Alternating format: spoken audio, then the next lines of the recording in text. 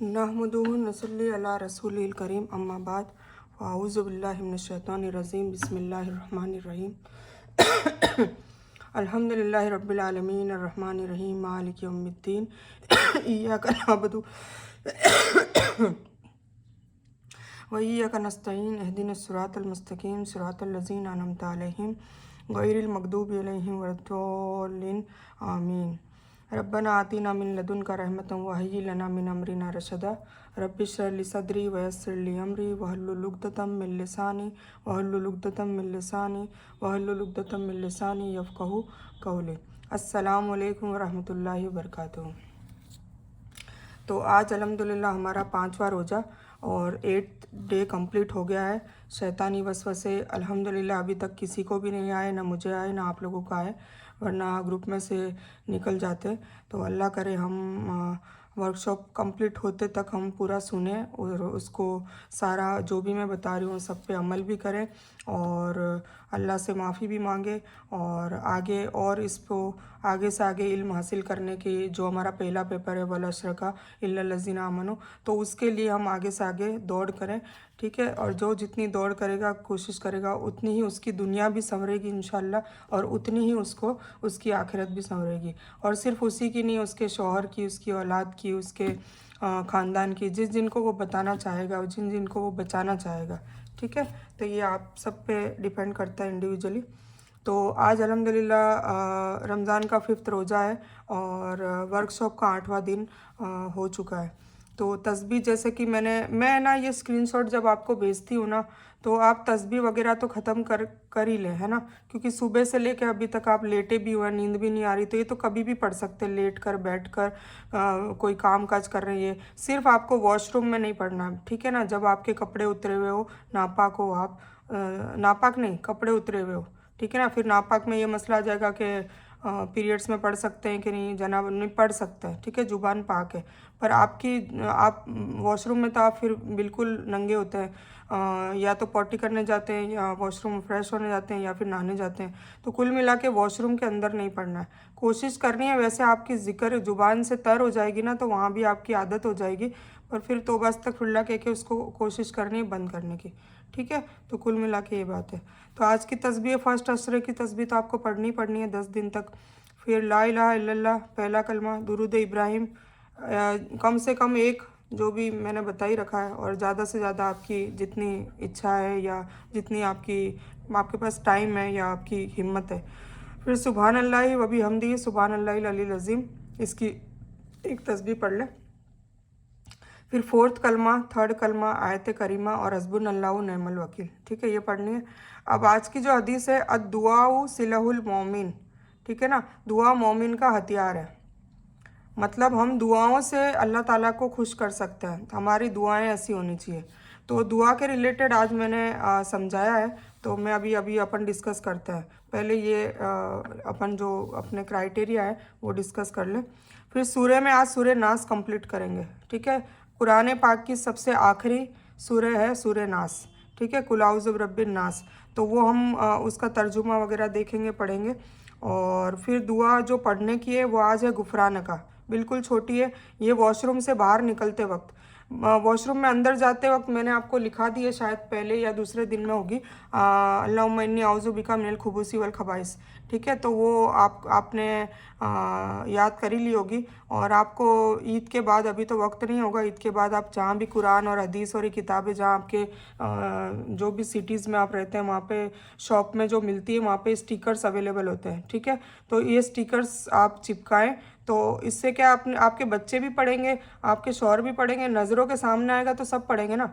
तो मैं ये क्या सारी चीज़ें ऐसे चिपकाने का मकसद क्या होता है कि जैसे मान लो मुझे याद है, पर मुझे मेरी मतलब सब घर वाले याद रखें, तो उस नीयत से हमें करना है। तो उनको बोलने की भी ज़रूरत नहीं, क्योंकि वो जैसे ही बाथरूम के सामने उनकी आंखें जाएगी वो पढ़ेंगे ही पढ़ेंगे। कौन नहीं पढ़ेगा, कौन मना करता है कि कुरान का हम ये आयत नहीं पढ़ेंगे, है ना। तो वो 1 बार 2 बार 3 बार पढ़ेंगे तो उनको भी अल्हम्दुलिल्लाह याद हो जाती है। तो इसीलिए मैं कहती हूँ आँखों से, कानों से, मुँह से, अल्लाह ने हर चीज़ हमें कोई भी चीज़ है ना, ना तो गलत दी है, ना उसमें कोई कमी है, ना कोई उसमें जाती है। चाहे नेचर की चीज़ हो, सूरज, चांद, पेड़ पौधे, नदी, समुंदर, समुंदर की मछलियाँ, पाताल में जो भी है, और खदानें, खाने, हीरे जवाहरात, पहाड़ में जो भी पत्थर मिलते वो, मतलब कहने का मतलब है कोई भी चीज़। और कुरान शरीफ में इन सब का जिक्र है, और इसी से हमको कुरान पढ़ना है, ताकि कुरान से हमें अपने मसलों के हल भी मिले। कुरान से मोहब्बत करेंगे तो हमें शफात भी करेगा, हमें बचाने की कोशिश भी करेगा। नहीं करेंगे तो यही कुरान, जब हुजूर पाक सल्लल्लाहु अलैहि वसल्लम भी सोचे सजदे में जाएंगे मैदान अशर में, अल्लाह के सामने जब झुक के बोलेंगे कि अभी थोड़े और अंदर है जिनको मैं निकालना चाहता हूँ, मुसलमान है, तो अल्लाह ताला क्या कहेगा हुजूर पाक सल्लल्लाहु अलैहि वसल्लम से कि मेरा कलाम उनको रोक रहा है। कलाम मतलब मेरा कुरान, मेरी किताब उनको रोक रही है। ठीक है, तो ये आप सब इस चीज़ पे गौर फिक्र करें, और इंशाल्लाह उस पर कोशिश करें, अमल करने की। ठीक है, तो सबसे पहले इल्म हासिल करें, और आपको यहाँ अवेलेबल है, इल्म मिल ही रहा है। और मुझे उम्मीद है कि आप सबको ये तरीका समझ में आ रहा होगा, अच्छा भी लग रहा होगा। और छोटी छोटी चीज़ों से मैं कर रही हूँ ताकि आपको ज़्यादा वजन भी ना पड़े। और अभी रमज़ान में क्या हमारा प्रैक्टिस अच्छी हो जाएगी, क्योंकि रमज़ान में कैसा भी बंदा हो, नमाज़ पढ़ता है, कुरान पढ़ता है, तो 11 महीने का तो मुझे नहीं पता, बाकी ये इस महीने में तो हर कोई पढ़ता है। इसीलिए अल्हम्दुलिल्लाह आप लोग बहुत लकी हो कि रमज़ान के पहले ही वर्कशॉप अल्लाह ने स्टार्ट करवाया, तो ये बहुत बड़ी खुशी की बात है। तो इसका भी आपको शुक्रिया अदा करना है। ठीक है, तो हम जो पढ़ने वाली जो है, आज से जब भी वॉशरूम से बाहर निकलेंगे तो हम क्या पढ़ेंगे, गुफरान का। ये इजी है, बहुत जल्दी याद हो जाएगी, गुफरान का। ठीक है, इसके दो मीनिंग है। O Allah give forgiveness, O Allah thank you, मतलब या अल्लाह मुझे माफ़ करना, या अल्लाह तेरा शुक्रिया। ठीक है, अब माफ़ करना क्यों बोला गया है, ये इसलिए बोला गया है कि मैंने आपको बार बार बताया ना कि वॉशरूम जाने से लेके वापस आने तक अपन को ये तस्बीहात या कोई भी अल्लाह का नाम या अल्लाह का जिक्र नहीं लेना है। तो अपन माफ़ी मांग रहे हैं, सोचिए हुजूर पाक सल्लल्लाहु अलैहि वसल्लम ने कितनी अच्छी टीचिंग्स दी है कि हम माफ़ी मांग रहे हैं, तो अब इसका ये भी हवाला मिलता है कि जुबान उसके अलावा तर रहनी चाहिए जिक्र से। हो गया, तो ये साबित हो गया अपना, क्योंकि इसका उल्टा हो गया।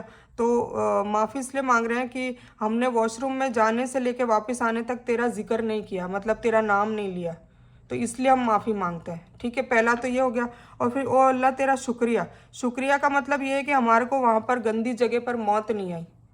मतलब हमें हमेशा ये इच्छा होनी चाहिए, दुआ होनी चाहिए कि हमारी अच्छी जगह, जैसे मस्जिद में हो हम, काबा, वहाँ पर मक्का गए हों, अच्छी जगह, वहाँ भी शैतान की कंकरियों की जगह नहीं, पर अच्छी जगह जहाँ पे इबरत भी कहीं कहीं, मतलब कहीं कहीं अजाब भी आया अल्लाह का। जैसे मुजदलफा में जाते हैं तो एक ब्रिज है, वहाँ पे लिखा है कि कसरत से दौड़ के जाओ, वहाँ अजाब की जगह पे ठहरे मत रहो। हुजूर पाक सल्लल्लाहु अलैहि वसल्लम की भी ने फरमाया, ये ताकीद करिए कि कहीं भी, जैसे कि लूत अलैहिस्सलाम का मैंने कहा था, फ़िरौन की जो लाश है वहाँ, मतलब जहाँ भी अल्लाह ताला ने जो ये अजाब नाजिल किया है ना, उस जगह पर जाओ मत, ये मना करा है।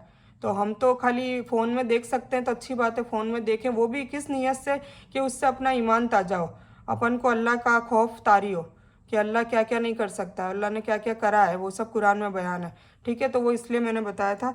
तो शुक्रिया इसलिए करते हैं कि या अल्लाह तूने मतलब सही सलामत हमें, न मतलब ना तो हम नहीं कहते हैं बाथरूम में कई एक्सीडेंट हो जाते हैं, गीज़र फट जाता है या आग लग जाती है। और मैं हमारे पड़ोसी वहाँ अहमदाबाद में, बहुत पुरानी बात है, जब मेरी शादी भी नहीं हुई थी, मैं 8th या 9th स्टैंडर्ड में थी, मुझे याद आ रहा है, तो बता रही हूँ कि एक आंटी थी, वो बाथरूम में पूरी जल गई थी, मतलब वो गीज़र की वजह से उसकी स्टीम इतनी वो एलोबरेट हो गई थी, और बाथरूम बंद था, और वो स्टीम से मतलब बेहोश भी हो गई थी, ऐसा कुछ हुआ था उनके साथ, कुल मिला के कोई हादसा हुआ था। तो बाथरूम में बहुत हादसे होते हैं, कुछ लोग मर भी जाते हैं, क्लोस्ट्रोफोबिक अटैक आता है। क्लोस्ट्रोफोबिक अटैक मतलब एक छोटी जगह पे या लिफ्ट में, ये फोबिया होता है, अलग अलग टाइप का फोबिया होता है, डर होता है। किसी को पानी से डर लगता है, किसी को ऊंचाई से डर लगता है, किसी को लोगों की भीड़ में डर लगता है। तो ये अलग अलग टाइप के डर होते हैं, उनको फोबिया कहा जाता है। तो ये टर्म है, जैसे कि मैं साइंस की स्टूडेंट हूँ, तो आपको मैंने पहले ही बता रखा है, तो मुझे ये सब चीज़ें अल्हम्दुलिल्लाह पढ़ी है मैंने। तो ये फोबिया जो होता है ना, तो उसमें क्लोस्ट्रोफोबिक फोबिया वाले जो लोग हैं, उनको क्या होता है कि कोई एक कमरे में वो अकेले नहीं रह सकते, उनको घुटन होती है।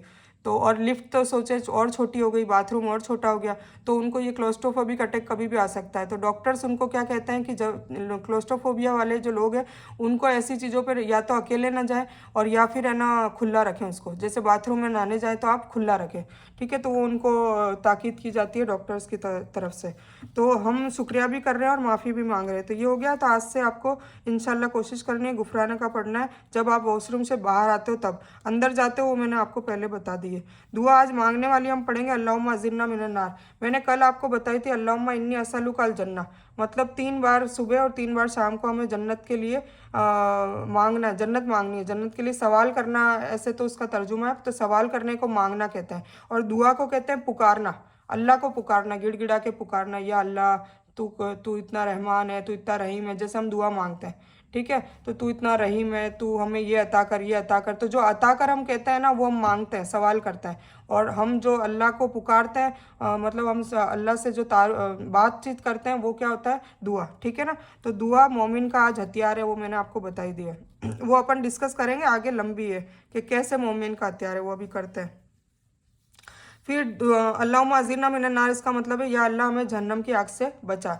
देखिए हुजूर पाक सल्लल्लाहु अलैहि वसल्लम मतलब ये हमें क्या 7 बार फजर की नमाज के बाद और 7 बार मगरिब की नमाज के बाद हमें पढ़नी चाहिए, ठीक है। इसका मामूल बना लें।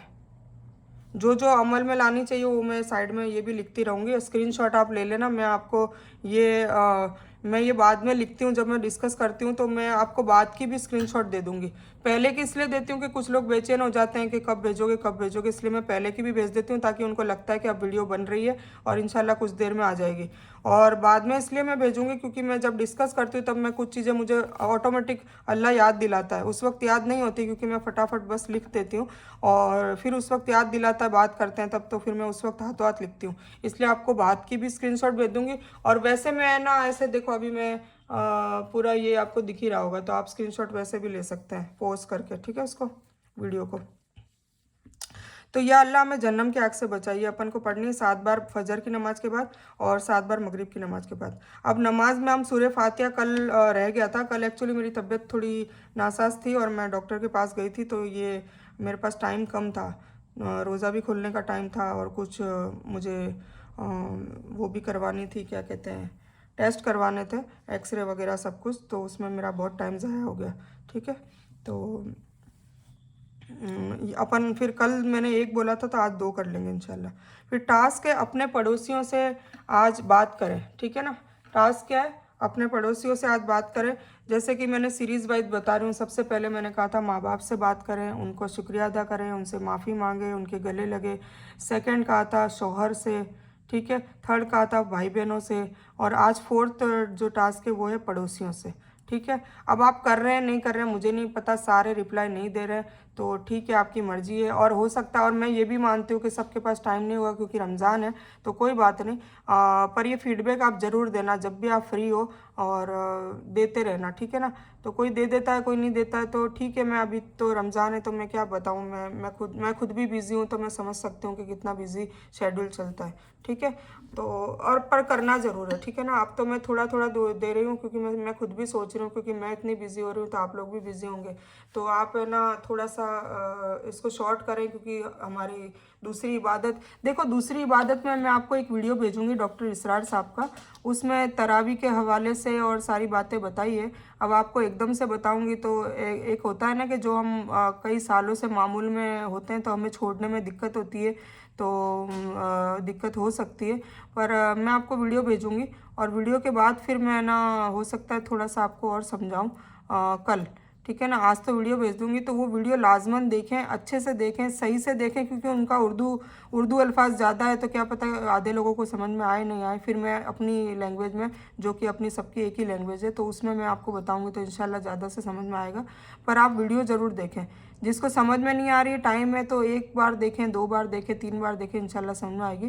तो रमज़ान में हमें क्या करना चाहिए, एक्चुअली रमज़ान किस मकसद से उतरा है और हुजूर पाक सल्लल्लाहु अलैहि वसल्लम क्या करते थे, हमें तो उनको ही फॉलो करना है ना। तो वो क्या करते तो उस हिसाब से हमें उन्होंने बताया है। तो आप प्लीज़ उसको थोड़ा ध्यान से सुनिएगा, ठीक है। इंशाल्लाह मैं अभी भेजती हूँ अपनी मेरी वीडियो के बाद। तो आज का टास्क है अपने पड़ोसियों से आज बात करें, उनको भी दीन की दावत दें या उन्हें कैसे भी खुश रखने की कोई एक वजह आप ढूंढिए, ठीक है ना। शुरुआत में दीन की दावत नहीं देनी, पहले मोहब्बत की बात करनी है आपस में। अब मान लो किसी का पड़ोसी से कोई ताल्लुक ही नहीं हो, या झगड़ा भी हो रखा हो, बातचीत बंद हो, या ताल्लुक भी हो तो ज़्यादा नहीं, सलाम दुआ बस, कभी पूछा ही नहीं हो, फिर अचानक दीन की दावत देते हैं तो लोग नहीं आते, है ना, कि ये देखो दीन की, क्योंकि शैतान भड़काता है, हर जगह भड़काता है। तो हमें इन चालों से बचना है। तो उसके लिए हिकमत चाहिए। तो मैं आपको पहले ही बता दूं कि आपको पड़ोसी से अगर बातचीत भी नहीं है ना, तो 6-7 दिन एटलीस्ट आप सिर्फ सलाम दुआ करें, हाल चाल पूछें, ठीक है ना। अगर आप दे सके तो थोड़ा खाना उनको पहुंचा दें, तो उससे थोड़ा सा मोहब्बत होगी, थोड़ा ताल्लुक होगा, थोड़ा उनसे हमारा जोड़ होगा, हमारा कनेक्शन मजबूत होगा, ठीक है। उसके बाद फिर हम दिन की दावत दें, ठीक है। और दिन की दावत क्यों देनी है? क्योंकि ये हमारा काम है, तवासौ बिल हक, ठीक है ना। अवल असरफ ने पढ़ी थी तो याद होगी, इल्लल्लज़ीन आमनु, जो हम ये कर ही रहे हैं, वामिलुस सालिहात, तो वो भी आई होप आप सब लोग इसको अमल में ला रहे होंगे, तो वो वामिलुस सालिहात ही है। और तवासौ बिल हक, तो अब आपको भी थोड़ा थोड़ा पता चलने लग गया। तो ये हुजूर पाक सल्लल्लाहु अलैहि वसल्लम ने फरमाया, अल्लाह ताला ने उनको कहा कहने को कि एक आयत भी अगर आपको पता है, एक आयत भी आपको कुरान की अगर पता है, समझ में आ गई है और आप फॉलो कर रहे हो, तो आप फॉलो कर रहे हो तो बतानी है, फॉलो नहीं कर रहे हो तो नहीं बतानी है। मतलब आप खुद झूठ बोल रहे हो और आप लोगों को कहते जा रहे हो सच बोलना है, सच बोलना है, सच बोलना है, और खुद झूठ का मामूल चला रखा है, तो ऐसे नहीं चलेगा। तो दूसरा पेपर भी आपका अच्छे से होना चाहिए, फिर आप हक की बात फिर चालू करो। समझ में आ गया आपको? जो भी काम आप अमल में खुद कर रहे हो फिर आप स्टार्ट करो।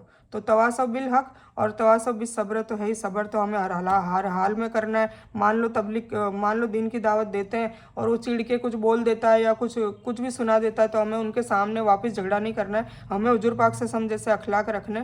तो जैसे कि आपने कुछ किस्सा सुना होगा, सभी को पता है, तो बहुत फेमस किस्सा है कि हुजूर पाक से हम जब जाते थे तो एक औरत ऊपर से उनके बॉडी पे उनके ऊपर कचरा फेंका करती थी।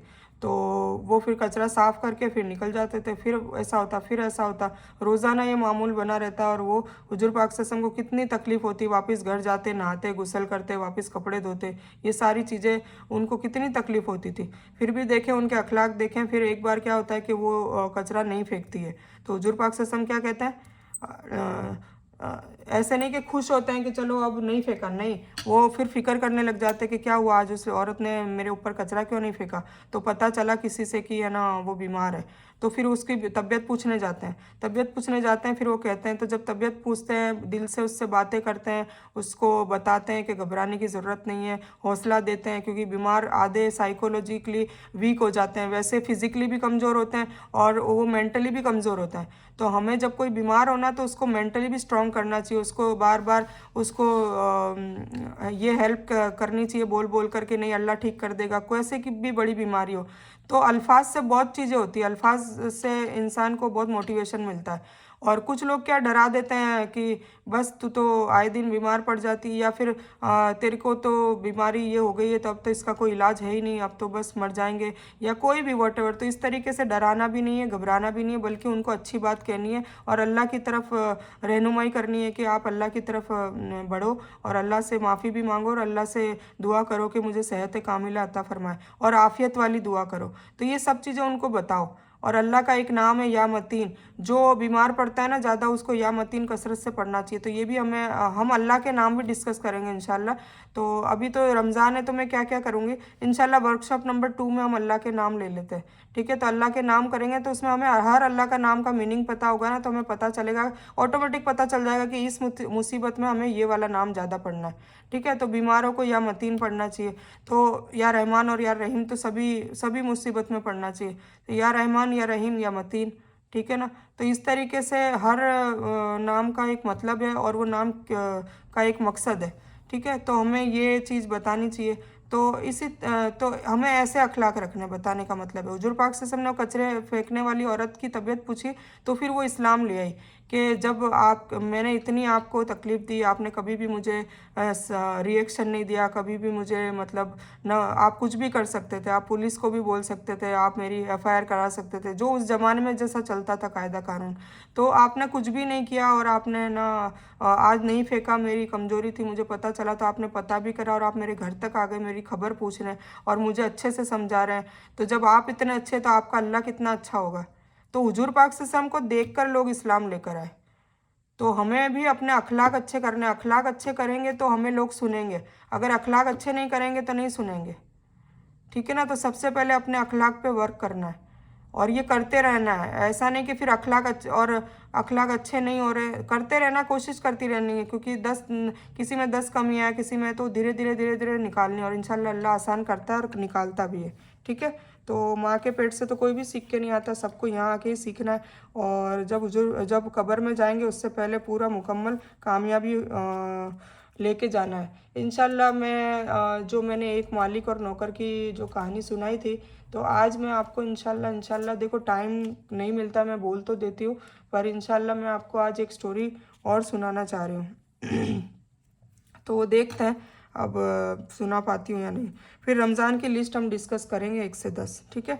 तो अब हम स्टार्ट करते हैं। तस्बीह तो आपने पढ़ी ली होगी। हदीस अद्दुआउ सिलाहुल मोमिन। देखो आप है ना, ऐसे जैसे मैं अपना तरीका बताती हूँ, मैं कैसे याद करती हूँ।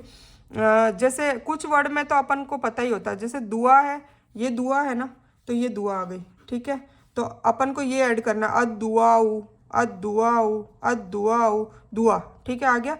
फिर मोमिन भी अपन को पता है, मोमिन अपन है, मतलब अपन कोशिश कर रहे हैं मोमिना बनने की, अभी तो मुस्लिम है, तो ईमान वाले, ठीक है ना। ईमान वालों के लिए देखो कहा है दुआ, मुस्लिम नहीं लिखा इधर, ये समझने की बात है, ठीक है ना। मुस्लिम भी लिख सकते थे, पर मुस्लिम जब तक मोमिन नहीं बनेगा, मोमिन बनने के बाद उसकी दुआ कबूल हो जाएगी, जैसे मैंने पहले भी बताया था, ठीक है। तो अल्लाह खुद कह रहा है कि दुआ मोमिन का हथियार है, मतलब दुआ से वो अपनी तकदीर भी बदलवा सकता है, अपने मामलात अच्छे करवा सकता है, अपने लड़ाई झगड़े बंद करवा सकता है। दुआ से वो अपने शौहर को, अपने बच्चों को, जिसको भी वो चाहे उसका दिल फेरने का काम भी करवा सकता है अल्लाह से, कि इनका दिल फेर दो, ये उसमें आ जाए, मतलब दीन में आ जाए, नमाजी बन जाए, रोज़ेदार बन जाए। तो ये सब चीज़ें दुआ से ही होती है, ठीक है। तो ये सारी चीज़ें हैं। तो दुआ मोमिन का इसीलिए हथियार है। तो हमें कुछ भी किसी से कोई, ना तो हथियार चाकू से या छुरी से या किसी से कोई हथियार यूज़ करके हमें कोई यूज़ नहीं करना है। हमारा हथियार दुआ है।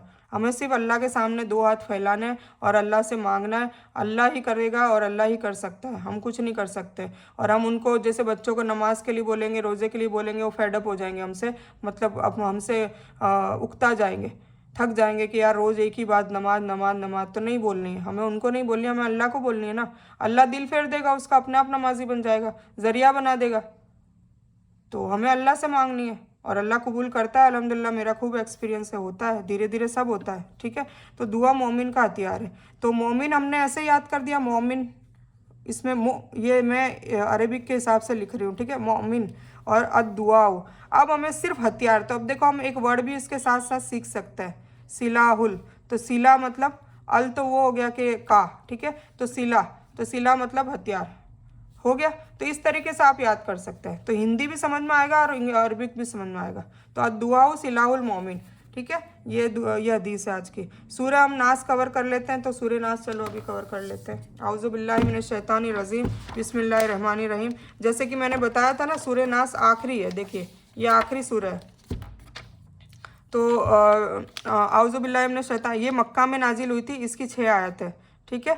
और ये 114 नंबर की सूरह है, मतलब 114 टोटल सूरह है कुरान में, और 14 सजदे हैं कुरान में, 14 सजदे हैं। जो मैं बोलूँ और मान लो लिखा हुआ नहीं हो, तो वो आप नोट कर लिया करो आपके नॉलेज के लिए, बच्चों को भी बताने के लिए कि कुरान में सजदे कितने होते हैं, 14। जब भी वो सजदा आता है तो हमें सजदा करना होता है। सजदा कैसे किया जाता है? जब हम तशहुद में बैठते हैं ना, वैसे हमें बैठना क़याम में, और अल्लाहु अकबर कह के और डायरेक्ट सजदे में जाना है। सुबहान रब्बियल आला, सुबहान रब्बियल आला, सुबहान रब्बियल आला 3 बार कह के वापस उठ के अल्लाहु अकबर, बस ये एक सजदा हो गया। ऐसे हम 14 सजदे करते हैं। जब भी सूरह में कोई भी सजदा ऐसे आता है ना, तब हमें करना है, ठीक है। तो ये मैं आपको ये भी बता देती हूँ, सजदा आता है तो कैसे करना है।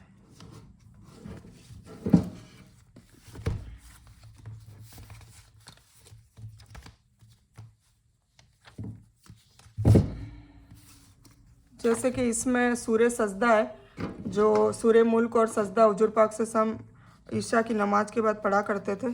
और ये दोनों सूरह कब्र का अजाब होगा ना, तब हमें बचाने आएगी, तो इसीलिए हमें भी ये पढ़नी चाहिए, सूरह मुल्क और सूरह सजदा, ठीक है। तो ये रही सजदा, इसमें सजदा आता है, ये रहा, देखिए मैं बताऊँ आपको, सजदा, सजदा लिखा है, दिख रहा है ना अरबी में, सजदा। ठीक है, तो हमें क्या करना है, यस्तकबिरून ये पढ़ा, फिर हमने ये पारा ऐसे बंद कर दिया। या तो आप है ना पूरा कुरान मुकम्मल हो, पर देखो उसमें थोड़ा सा रिस्क रहता है, क्योंकि अल्लाह ना करे हमने चौथा पारा पढ़ा और पांचवा छठा आया और हमारा इंतकाल हो गया तो सजदा ड्यू रह गया। तो हमें हाथों हाथ करेंगे वो बेस्ट रहेगा। ठीक है ना, या फिर आप ऐसा कर सकते हो कि चलो ये सूर्य पढ़ ली फिर पढ़ लिया, तो ये कर सकते हो आप। ठीक है, तो सजदा करना और कैसे करना वो मैंने बता दिया। तो 14 सजदे होते हैं, ऐसे सजदे 14 है। ठीक है ना, टोटल पूरे कुरान में। और टोटल सूरह कितनी है, 114। ठीक है, पहली सूरह से लेके टोटल कुरान में 114 सूरत है। तो सूरतुन नास मक्का में नाजिल हुई। ठीक है, और इसमें 6 आयतें हैं। अल्लाह के नाम से शुरू करती हूँ जो बड़ा मेहरबान निहायत रहम करने वाला है। ये किसका तर्जुमा है, बिस्मिल्लाहिर्रहमानिर्रहीम। आउज़ु बिल्ला तो आपको पढ़नी है, बिस्मिल्लाह नहीं होती, आउज़ु लिखी हुई नहीं होती, किसी में लिखी होती, पर आपको तो पढ़नी है। ठीक है, क्योंकि शैतान दूर भागेगा तब हम ये काम शुरू कर सकेंगे ना, तो पहले उसको भगाना है दूर। अब वो भाग चुका है, अब हमें डिस्टर्ब नहीं करेगा अभी फ़िलहाल। ठीक है, तो आप कह दीजिए मैं लोगों के रब की पनाह में आती हूँ। कुल का मतलब होता कह दीजिए, और किसको कहा जा रहा है, अल्लाह हुजूर पाक सल्लल्लाहु अलैहि वसल्लम को कह रहा है। कोई भी कुल आए तो हुजूर पाक सल्लल्लाहु अलैहि वसल्लम को कह रहा है कि आप कह दीजिए, मतलब हुजूर पाक सल्लल्लाहु अलैहि वसल्लम को अल्लाह ने वही नाजिल करी, उनको कुरान पहुंचाया। अब हुजूर पाक सल्लल्लाहु अलैहि वसल्लम अपन को कहेंगे तो बोलेंगे ना, तो अल्लाह पहले ही मुखातिब कर रहा है कि कुल मतलब कह दीजिए। तो आप कह दीजिए कि मैं लोगों के रब की पनाह में आता हूँ, लोगों के मालिक की। फिर क्या बोला, मालिक मतलब लोगों का मालिक भी वही है। अल्लाह कौन है, अल मलिक और अल मालिक, वो नामों में भी अपने सीखेंगे मालिक नाम आता है, और मालिक ही है, हम उसके गुलाम हैं और वो अपना मालिक है। ठीक है, और जब हम आज पहली आयत पढ़ेंगे तो उसमें भी रब का तर्जुमा पहला, मतलब वैसे तो बिस्मिल्लाहिर्रहमानिर्रहीम में रहमान और रहीम आते हैं अल्लाह के नाम, और वो भी मैंने तफसील से आपको नहीं बताया बिस्मिल्लाहिर्रहमानिर्रहीम में। तो मैं सोच रही हूँ पहले बिस्मिल्लाहिर्रहमानिर्रहीम डिस्कस कर रहे ताकि आपको पता चले अच्छे से, फिर हम अलहम्दो और ये स्टार्ट करेंगे। और फिर तीसरा क्या आया था, लोगों के पूजने लायक की पनाह में आता हूँ। लोगों के पूजने मतलब इबादत के लायक भी कौन है, अल्लाह ही है। तो ये सारी तारीफ़ कर रहे हैं हम। ठीक है ना, हमने पहली सूरह में भी तारीफ़ करी और अभी भी हम तारीफ़ ही कर रहे हैं। लोगों के इबादत की पनाह, इबादत के लायक वाले की पनाह, मतलब जिसकी इबादत की जाए, मतलब अल्लाह ही है। ये अल्लाह की सिफत है, ये अल्लाह की सिफत है, और ये अल्लाह की सिफत है। ये रब आ गया, ये मालिक आ गया, ये इबादत के लायक आ गया। फिर शंका डालने वाले, पीछे हट जाने वाले की बुराई से। अब पनाह किस किस की मांग रहे हैं हुजूर पाक सल्लल्लाहु अलैहि वसल्लम, और हमें भी मांगनी है। जैसे कोई जादू टोना, कोई आफत बला कुछ भी आती है, तो कुलाउ जब रब्बिल फलक और नास पढ़ के आप अपने आप पे दम करें, बच्चों पे करें, कोई नज़र हो जाती है, कुछ भी हो जाता है, कोई बीमार हो जाता है, कोई एक्सीडेंट हो जाता है, तो ये सूरह फलक और नास का बहुत बड़ा मतलब इसका वो ये हथियार है हमारे लिए। शंका डालने वाले, पीछे हट जाने वाले की बुराई से, जो लोगों के सीनों में शंका डालता है, मतलब वसवसा। किसके बारे में बात कर रहे हैं, ये शैतान के लिए। ठीक है ना, और शैतान के कौन कैसे होते हैं, दो होते हैं। एक तो जिन जो इब्लिस है और उसकी फौज है, वो तो शैतान है ही, और एक इंसान में भी शैतान होते हैं, मतलब हमारे रिश्तेदारों में, मतलब कोई भी हम दीन का काम करेंगे या हम खुद ही अप्लाई करेंगे। जैसे मैं हिजाब नहीं पहनती थी और अब फिर पहनने लगी, तो कुछ लोगों ने बहुत हंसी भी उड़ाई, है ना, और कुछ लोगों ने कहा कि क्या ज़रूरत है पहनने की, और कुछ लोगों ने तनकीद करा कि अब भाई मौलाना बनने। तो ऐसे कई टाइप के, मैं आपको इसलिए बता रही हूँ, मैं कोई ऐसी बुराई नहीं कर रही किसी की। अल्हम्दुलिल्लाह सभी अच्छे हैं, सभी अल्लाह की मखलूक है, अल्लाह ने उनको हिदायत नहीं दी इसलिए वो ऐसा बोल रहे हैं, शैतानी वसवसों के चंगुल में फंसे हुए हैं। जब वो भी आएंगे तो इंशाल्लाह वो भी छोड़ देंगे, तो ऐसी बात नहीं है। तो हमें किसी से बुरा नहीं मानना है किसी का, पर हमें सीखने को मिलता है कि जिन्नों में से तो इब्लिस तो है ही, वो तो उसकी पूरी टीम है, और इंसान में से इस टाइप से आते हैं। तो इंसान में भी ये जिन ही काम करता है एक्चुअली। जिन वसवसे डाल के तो इंसान को लड़वाता है ना, उसको गीबत करने में उकसाता है, उसको बुरे काम करने में उकसाता कौन है, जिन। तो फिर है तो वही, वो इंसान के रूप में आ जाता है। जैसे कभी शौहर में आ गया, कभी बीवी में आ गया, कभी बच्चों में आ गया, कभी रिश्तेदार में आ गया, कभी पड़ोसी में आ गया, कभी फ्रेंड सर्कल में आ गया। हमारे लड़ाई झगड़े कब होते हैं, जब ये वसवसे डालता है शैतान। ठीक है, तो अब मैंने समझाने के लिए डिटेल बताई थी, पहले ये बता दूं, फिर एक बार और पढ़ लेते हैं, फिर इसको ख़त्म करते हैं। सूरतुन नास, इसकी फजीलत पहले की सूरत के साथ बयान की जा चुकी है, मतलब सूरह फलक, क्योंकि हमने फलक नहीं पढ़ी है ना, तब पता चलेगा। एक दूसरी हदीस में है कि नबी सल्लल्लाहु अलैहि वसल्लम को नमाज में बिच्छू ने डस लिया। नमाज के बाद आपने पानी और नमक मंगवाकर उसके ऊपर मला, पानी और नमक मंगवाकर मला। देखो ये जो चीज़ करी है ना, अब ये सुन्नत हो गई। ठीक है, तो अब जब भी ऐसा, अल्लाह ना करे ना करे ना करे इंशाल्लाह, पर ये ऐसा हो तो हम ये फॉर्मूला अपनाएंगे तो इंशाल्लाह हमें फ़ायदा होगा। और सवाब भी मिलेगा। और साथ साथ उन्होंने कुलाउजो बिल काफिरून, फलक और नास, ये तीनों पढ़ी। चारों कुल है ना, कुलाउजो कुल याल काफिरून, कुल अल्लाहु अहद, सूरह इखलास, कुलाउजो बिल फलक और कुलाउजो बिल नास। ठीक है, तो ये तीनों इन्होंने पढ़ी। अहद नहीं पढ़ी, काफिरून पढ़ी, फलक पढ़ी और नास पढ़ी। तो पढ़ते रहे। ये कहाँ पे लिखा हुआ है? मजमून जवाहिद में, ये वाला नंबर में चैप्टर है। हैसमी ने कहा इसकी सनद हसन है। ठीक है, सनद हसन है मतलब सही है। अब रब का मतलब है जो शुरू से ही, जब इंसान अपनी माँ के गर्भाशय में होता है, उसकी तदबीर को और सुधार करता है। ठीक है ना, पालने वाला, पालनहार। जैसे एक किसान बीज से लेके उसको पानी डालता है, फिर फूटता है, फिर पौधा होता है, फिर उसकी परवरिश भी करता है, उसको जो ज़रूरत है वो न्यूट्रिशन भी पहुंचाता है, फिर उसका ध्यान भी रखता है कि अला बलाव से, मतलब ये धूप से या आंधी तूफान से वो बच्चे गिरे नहीं, टूटे नहीं। तो ये सारी चीज़ें मतलब ये क्वालिटी, ये रब की ये सिफत है। तो वो सुधार करता है यहाँ तक कि वो बालिग हो जाता है। ठीक है ना, मतलब हम जब हम माँ के पेट में होते हैं, तब तक धीरे धीरे हमारे को सुधार करने का काम कौन करता है? रब ही करता है। और जैसे माँ बाप भी इसीलिए बोले हाँ हमारे रब है, क्योंकि माँ बाप भी हमें इसमें हेल्प करते हैं, वो तरबियत हमारी करते हैं, स्कूल की भी तरबियत दिलवाते हैं, खुद भी बोल के बताते हैं, खुद करके भी बताते हैं। और फिर उसके बाद जैसे मेरी मम्मी है, बचपन से हमने देखा है कि उन्होंने, मेरे मम्मी पापा ने अल्हम्दुलिल्लाह मरीज़ों की बहुत खिदमत करी। अल्लाह उनको इसकी बहुत जज़ाए खैर दे, बहुत। तो अब हम बच्चे से थे, हम छोटे से थे, तो हमने बचपन से ये देखा है कि मम्मी पापा जो भी मरीज, हिंदू मुस्लिम, राजस्थान से आता है, क्योंकि अहमदाबाद में बहुत बड़े बड़े हॉस्पिटल है, हर बीमारी के इलाज होते हैं वहाँ पर। तो कोई भी आता था, हमने बचपन से यही मामूल देखा है कि पापा और मम्मी बस इसी में लगे रहते, वो उनकी सेवा करते, वो हमारे घर रुकते 7 दिन 8 दिन, कोई 1 महीना 2 महीना, तो ऐसे वो रुक के जाते। फिर उनके उनके कपड़े वगैरह भी, क्योंकि वो तो कमज़ोर होते थे, फिर उनके रिश्तेदार जो साथ में आते थे वो हॉस्पिटल चले जाते थे, तो उन सब के कपड़े धोना, उनके उनके खाने वाने बनाना। कुछ मेहमान अपने कपड़े धो लेते थे, पर कुछ की बात कर रही हूँ। ठीक है, तो फिर उनका खाना बनाना, फिर उनको टिफ़िन जाके पहुँचाना, उनको दे के आना, क्योंकि अहमदाबाद इतना बड़ा सिटी है, छोटे छोटे गाँव से आते थे, अननोन जगह से आते थे, तो उनको ये भी नहीं पता था। तो सबको, सारे बच्चों को लगा देते थे। मुझे कहते थे जा तू टिफ़िन दे के आ, मेरे भाई को कहते थे जा तू हॉस्पिटल छोड़ के आ, फिर चले जाना दुकान। फिर पापा खुद भी रात को या सुबह, मतलब दिन में एक बार उनकी तबीयत, वहाँ जाके पूछ के आते।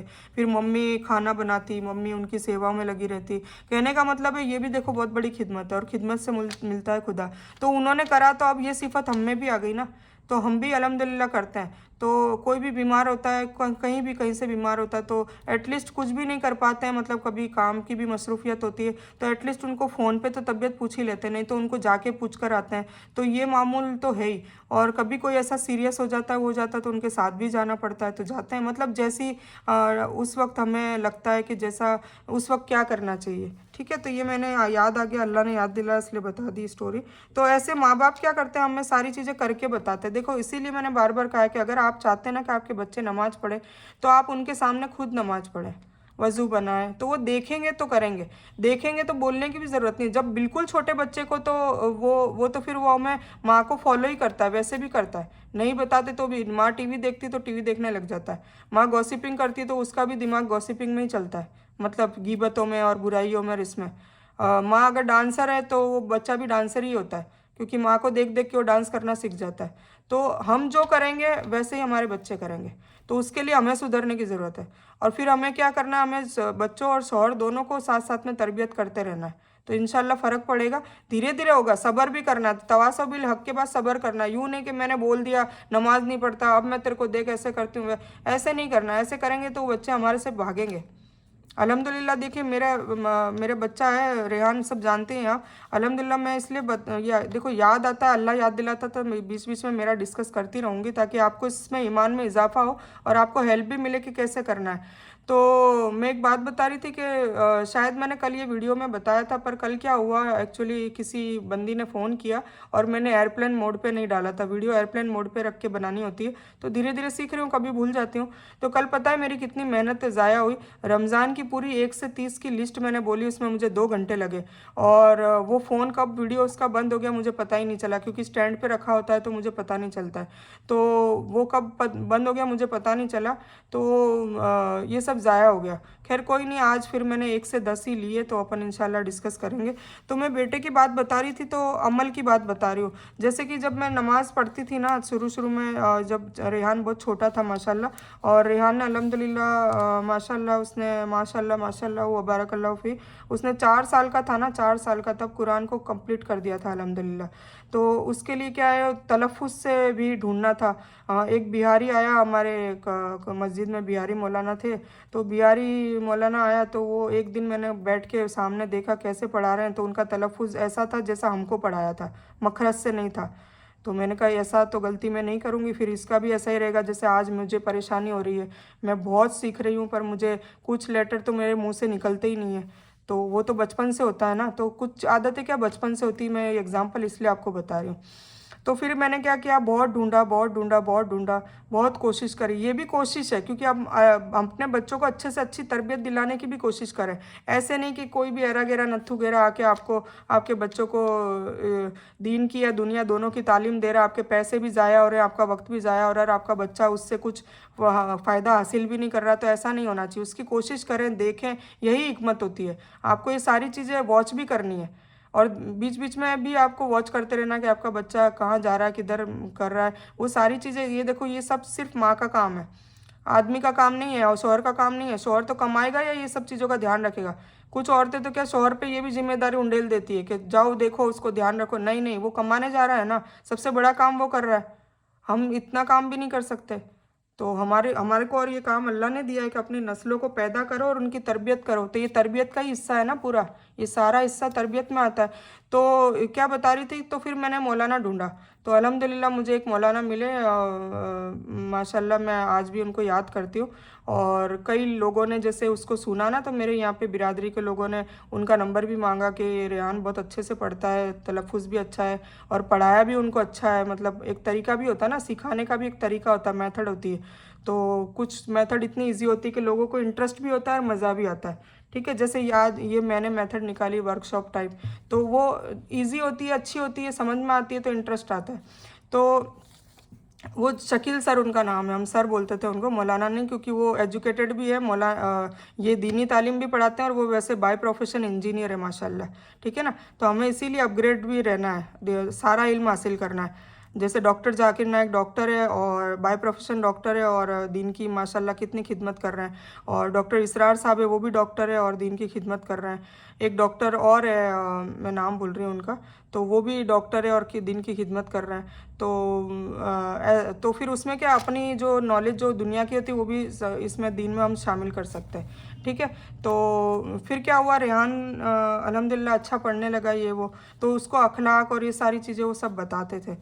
तो नमाज के बारे में फिर जैसे अपन नहीं मानते, तो अपन क्या तरीका कर सकते हैं, उस्ताद को बोल दें, दोस्त को बोल दें। मैं दोस्तों को बोलती थी कि दोस्त इसको बोले कि नमाज़ पढ़ने को कहे, हालांकि सारे दोस्त नॉन मुस्लिम थे, पर उनको मैं समझाती थी इस तरीके से कि ये कंपलसरी होता है हमारे, ये वो। तो ये सारी चीज़ें तो उससे अल्हम्दुलिल्लाह फॉलो करने लग गया खुद ही, और उसको पता ही नहीं चला। और आज अल्हम्दुलिल्लाह हमारे बीच में इतना मस्त बॉन्डिंग है माशाल्लाह, नज़र ना लगे, बहुत अच्छा बॉन्डिंग है, मतलब एक दोस्त की तरह। मतलब जब टीनेज में बच्चा आता है तो वो माँ बाप को कोई बात नहीं बताता है ना, आपने देखा होगा या आगे जाके देखेंगे किसी के बच्चे होंगे तब भी, वो दोस्तों को बताता है। क्यों? क्योंकि उसे एक तो ये पता होता है कि माँ बाप को पता चलेगा तो वो बोलेंगे, टोकेंगे, और तो वो अवॉइड करने लग जाता है क्योंकि माँ बाप की आदत ज़्यादातर ये होती है कि तनकीद करते रहते हैं, अच्छा तूने ये करा वो करा, नहीं, तो उसके उनके दोस्त बन जाओ, तो फिर वो हमें सारी बातें बताएंगे। तो हो सकता है कोई ऐसी बात हो जो हमें सुधारने की ज़रूरत है, तो हम उसको प्यार से बोलेंगे तो उस पर सुधार आएगा। जब हमें पता चलेगा, तो जैसे अभी मेरा बच्चा बाहर है ना, घर पे नहीं है, तो डेली माशाल्लाह उसका अल्हम्दुलिल्लाह उसका फ़ोन आता है, और वो सारी चीज़ें सुबह से लेकर रात को उसने क्या करा, सारी चीज़ें उसने, क्योंकि मैं खुद लैब टेक्नीशियन और फार्मासिस्ट हूँ, तो मुझे भी सारा नॉलेज है ये MBBS वाला। तो अल्हम्दुलिल्लाह वो मुझे ऐसे डिस्कस भी करता है कि आज सर ने ये पढ़ाया, तो मैं भी उस पर फीडबैक देती हूँ, क्योंकि मुझे नॉलेज है। नॉलेज मुझे नहीं होता तो मैं हाँ हाँ करती, और मुझे इंटरेस्ट नहीं आता और मैं एक दिन बोर हो जाती, पर मुझे भी अच्छा लगता है, और फिर मैं भी उसमें उसको रिप्लाई भी देती हूँ, किसी चीज़ में सुधार भी करती हूँ और किसी चीज़ में वो मेरा सुधार कर देता है। तो ऐसे करके हम दोस्ती यारी की तरह, हम 1 घंटा, आपको यकीन नहीं होगा, 1 घंटा उसका फ़ोन आता है अल्हम्दुलिल्लाह माशाल्लाह। ठीक है, फिर वो बीच बीच में फिर वो नमाज का भी मैं पूछती हूँ भाई कितनी पढ़ी, कैसे पढ़ी। कुछ वो कहता है कि छूट गई मम्मा ये वजह थी, कुछ कहता है कि पढ़ ली मैंने। और कभी कोई एक्स्ट्रा एक्टिविटी वो कर लेता है तो वो भी बताता है। तो शाबाशी वाली कोई एक्टिविटी होती तो मैं उसको कहती हूँ कि शाबाश बेटा, ऐसे हमेशा करते रहना। जैसे अभी मुझे उसने कल खुशखबरी दी माशाल्लाह, मैं आपको बताती हूँ। मैं क्यों शेयर कर रही हूँ, शेयर नहीं करनी, वैसे दीन की जो बात करते हैं उनको शेयर करने का कहा है ताकि आपका ईमान बढ़े। तो मैं इसीलिए कह रही हूँ, कोई रियाकारी नहीं है, कोई दिखावा नहीं है। कि मेरे दिल और मेरे दिल का हाल अल्लाह जानता है, मैं जानती हूँ, इसलिए मैं अभी बता रही हूँ। मेरी कोई रियाकारी नहीं है, मैं सिर्फ बताना चाहती हूँ आपको, ठीक है। तो उसने कहा कि मम्मा मैंने सोचा है कि इंशाल्लाह हम एक ट्रस्ट का हॉस्पिटल खोलेंगे, क्योंकि जब मैं हॉस्पिटल में विजिट करने जाता हूँ तो देखता हूँ कि बहुत गरीब लोग हैं। क्योंकि उसको बचपन से डाला कि गरीबों से हिमायत करो, गरीबों से हमदर्दी करो और गरीबों को खाना खिलाओ। तो उसको बचपन से ही आदत डाली कि तू जब भी बाहर निकले तो तेरी पॉकेट मनी में से 1 रुपया, 2 रुपया, 3 रुपया बीच में कोई भी फ़कीर तुझे दिख जाए उसको दे दिया कर, या खाना खिला दिया कर। तो ये मामूल में करा करता था, ठीक है। मेरी बेटी भी करती है, बेटा भी करता है अल्हम्दुलिल्लाह। तो बेटी का भी मैं बताऊंगी। तो इसमें बेटी मेरी शायद सुन रही है, क्योंकि अभी तो पढ़ाई कर रही है जज की। तो बेटी सुन रही है तो उसको ऐसा ना लगे कि बेटे का ही एग्जाम्पल दे रहे हैं, पर अभी मैं बेटे का बता रही हूँ, इंशाल्लाह बेटी का फिर भी बताएंगे। तो बेटे का मैं बोल रही थी कि फिर वो उसने आज कल मुझे खुशखबरी इतनी अच्छी दी कि मैं बीमार थी, मैं थोड़ी थक भी गई थी, पर मेरी सारा थकान वकान सब दूर हो गई। उसने मुझे कहा कि एक ट्रस्ट का हॉस्पिटल बनाएंगे। क्यों बनाएंगे? क्योंकि जब गरीब लोग होते हैं उनको पैसे नहीं होने की वजह से उनका इलाज प्रॉपर नहीं होता है, और कई लोग मर भी जाते हैं उसकी वजह से।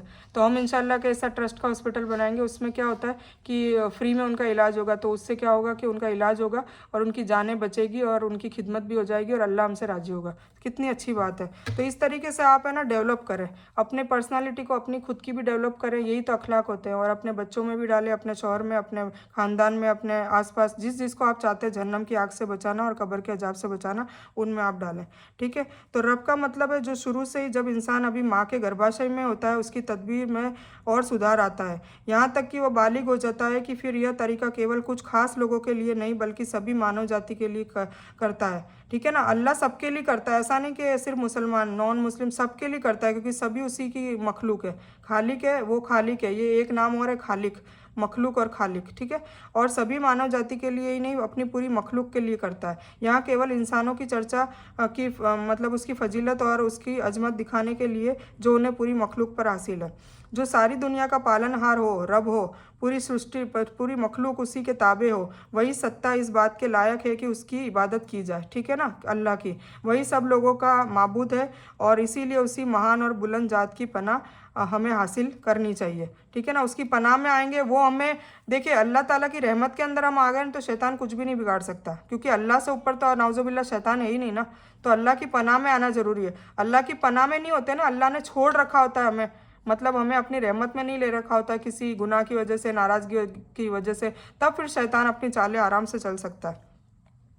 यह वसवसा डालने वाले दो तरह के जिन्नातों के, शैतान और मानव जाति के है। मतलब जो वसवसे डालते हैं ना, वो कैसे डालते हैं? पहले शैतान को अल्लाह ताला ने इंसान को गुमराह करने की ताकत दी है। जब आदम अलैहिस्सलाम की स्टोरी पढ़ेंगे तब इब्लिस के बारे में बताएंगे कि इब्लिस ने अल्लाह ताला से दुआ करी थी कि मैंने लाखों साल तेरी इबादत करी है और तू अब नाराज़ हो गया, तो अब मेरे को एक चीज़ का तो तू मुझे मतलब वो दे, वरदान कहते हैं ना, मुझे मतलब ताकत दे। तो उसने क्या मांगा था कि मैं अब तेरे जो बंदे हैं ना, ये आदम की औलाद, क्योंकि आदम से गुस्सा हो गया था ना, वो इंसान से गुस्सा हो गया था, वो जिन्नात है।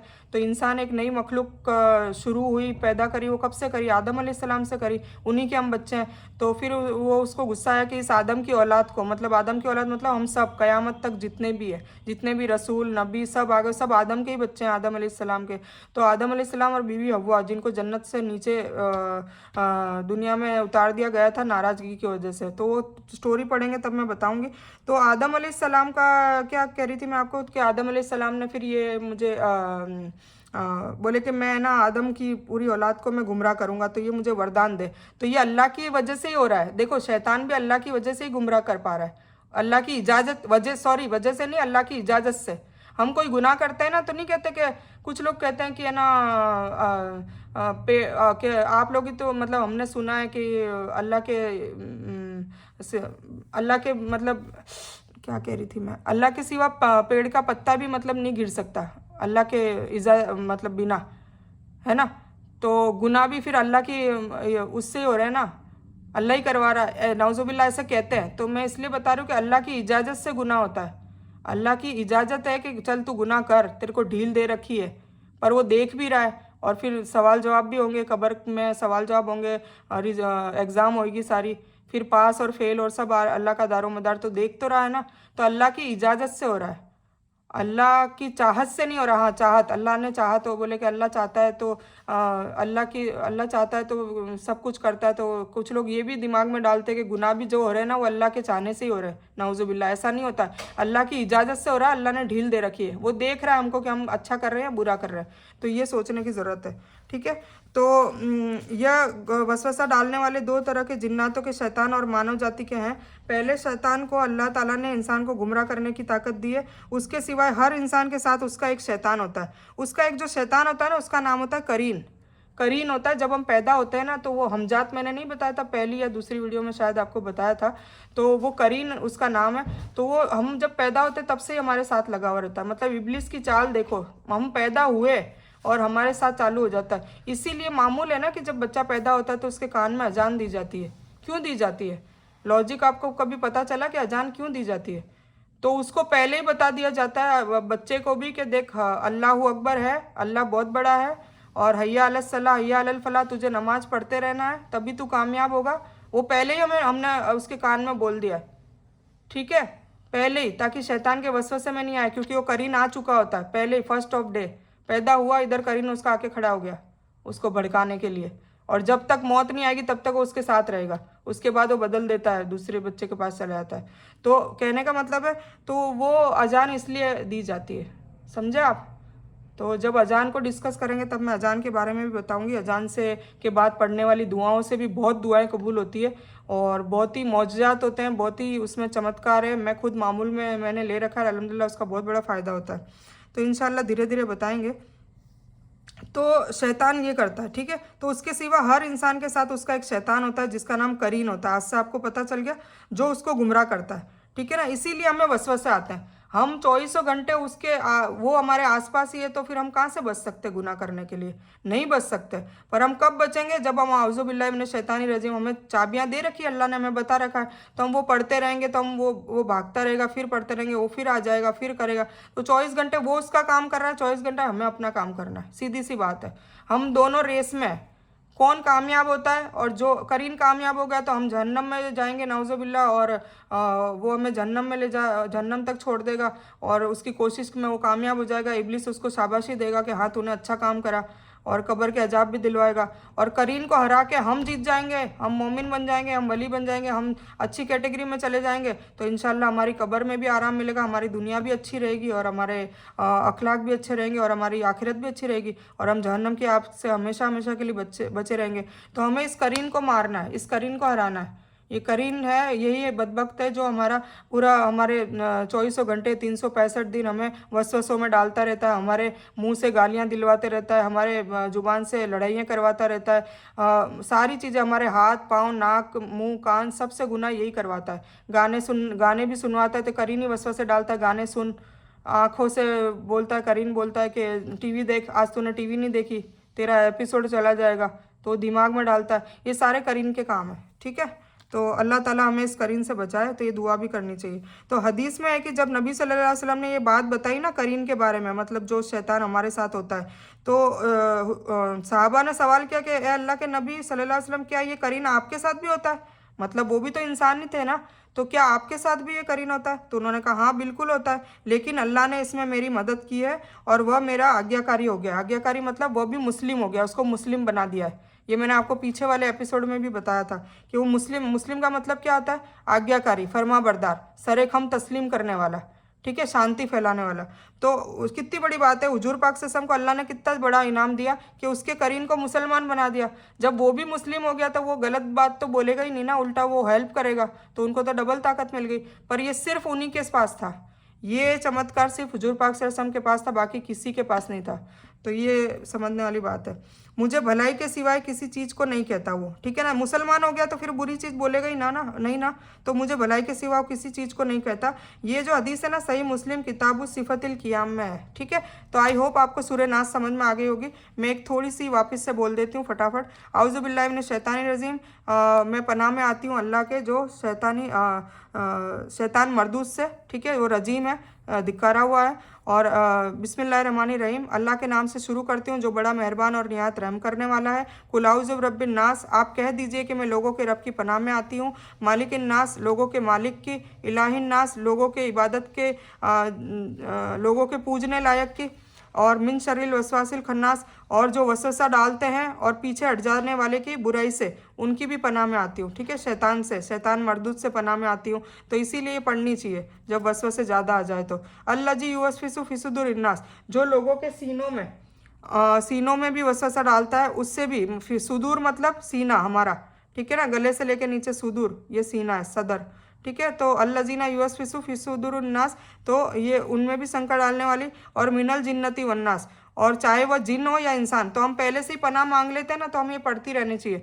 कुला जो ये चारों कुल है ना, आप सुबह फजर की नमाज के बाद 3 बार पढ़ लिया करें, और रात को सोने से पहले ये मामूल बना लें, ठीक है ना। एक मैं सूरह इखलास के बारे में बताना भूल गई थी कि कुल हु अल्लाहु अहद, जो सूरह इखलास है ना, वो 3 बार पढ़ते हैं ना तो पूरी कुरान पढ़ने का सवाब मिलता है। 3 बार पढ़ते हैं, सोचे सिर्फ 3 बार, कितनी मिनट लगी, तो वो पढ़ते हैं तो पूरी कुरान पढ़ने का सवाब मिलता है। तो आपको वो पढ़ लेनी चाहिए सुबह और शाम। तो सोचिए आपको सवाब भी मिल गया, और आपने अल्लाह ताला को ये भी बार बार कह दिया कि या अल्लाह मैं शिरक नहीं कर रही, और मैं सिर्फ तुझी से मदद मांग रही हूँ, क्योंकि उसमें तौहीद की बात करी हुई है, ठीक है। तो सूरह नास कंप्लीट हो गई। गुफराना का मैंने आपको बता ही दिया, ठीक है। गुफराना का मैं आयशा रज़ियल्लाहु ताला, ये अबू दाऊद में हदीस है, अबू दाऊद में रिवायत है इसकी। आयशा रज़ियल्लाहु ताला अन्हा ने कहा कि हुजूर सल्लल्लाहु अलैहि वसल्लम वॉशरूम से जब भी बाहर आते तो ये पढ़ा करते थे। तो हमें उनको फॉलो भी करना है। तो देखो, हमने सुन्नत पे भी अमल कर लिया, और हमने हदीस का भी अमल कर लिया, हमने कुरान का भी अमल कर लिया। तो कुल मिला के जब हम हुजूर पाक सल्लल्लाहु अलैहि वसल्लम को फॉलो करेंगे ना, उनकी नकल करेंगे, तो हम ये इनडायरेक्टली सभी चीज़ों की ऑटोमेटिक नकल हो जाएगी। तो हम धीरे धीरे सुन्नत भी सीख रहे हैं। सुन्नत का मतलब आपको पता ही है कि जो उन्होंने करके दिखाया, तो वो करते थे ना, जब भी वॉशरूम से, लेटरिन से, बाथरूम से, बैतुल खला, जो भी आप कहते हैं, गुसल खाना, तो उससे बाहर आते थे तो ये क्या पढ़ते थे? गुफराना का। अंदर जाते थे तो क्या पढ़ते थे? बिस्मिल्लाहि अल्लाहुम्मा इन्नी आउज़ु बिका मिनल खुबूसी वल खबाइस। खुबूस खबाइस मतलब मर्द जिन जो खराब है, खबीस कहीं के, और जो औरतें भी खबीस होती है जिन, उन दोनों से पनाह मांगते हैं हम। तो ये हो गया। फिर मांगने वाली दुआ मैंने बताई दी, अल्लाहुम्मा अज़िरना मिनन नार, ये 7 बार, और 7 बार आपको फजर और मगरिब के बाद पढ़नी चाहिए। तो इससे इंशाअल्लाह अल्लाह का वादा है कि हमें जहन्नम की आग से अल्लाह बचा देगा। तो ये मामूल में लाना चाहिए। फिर नमाज में सूरह फातिहा की आयत नंबर 1 और 2 हम कवर कर लेते हैं।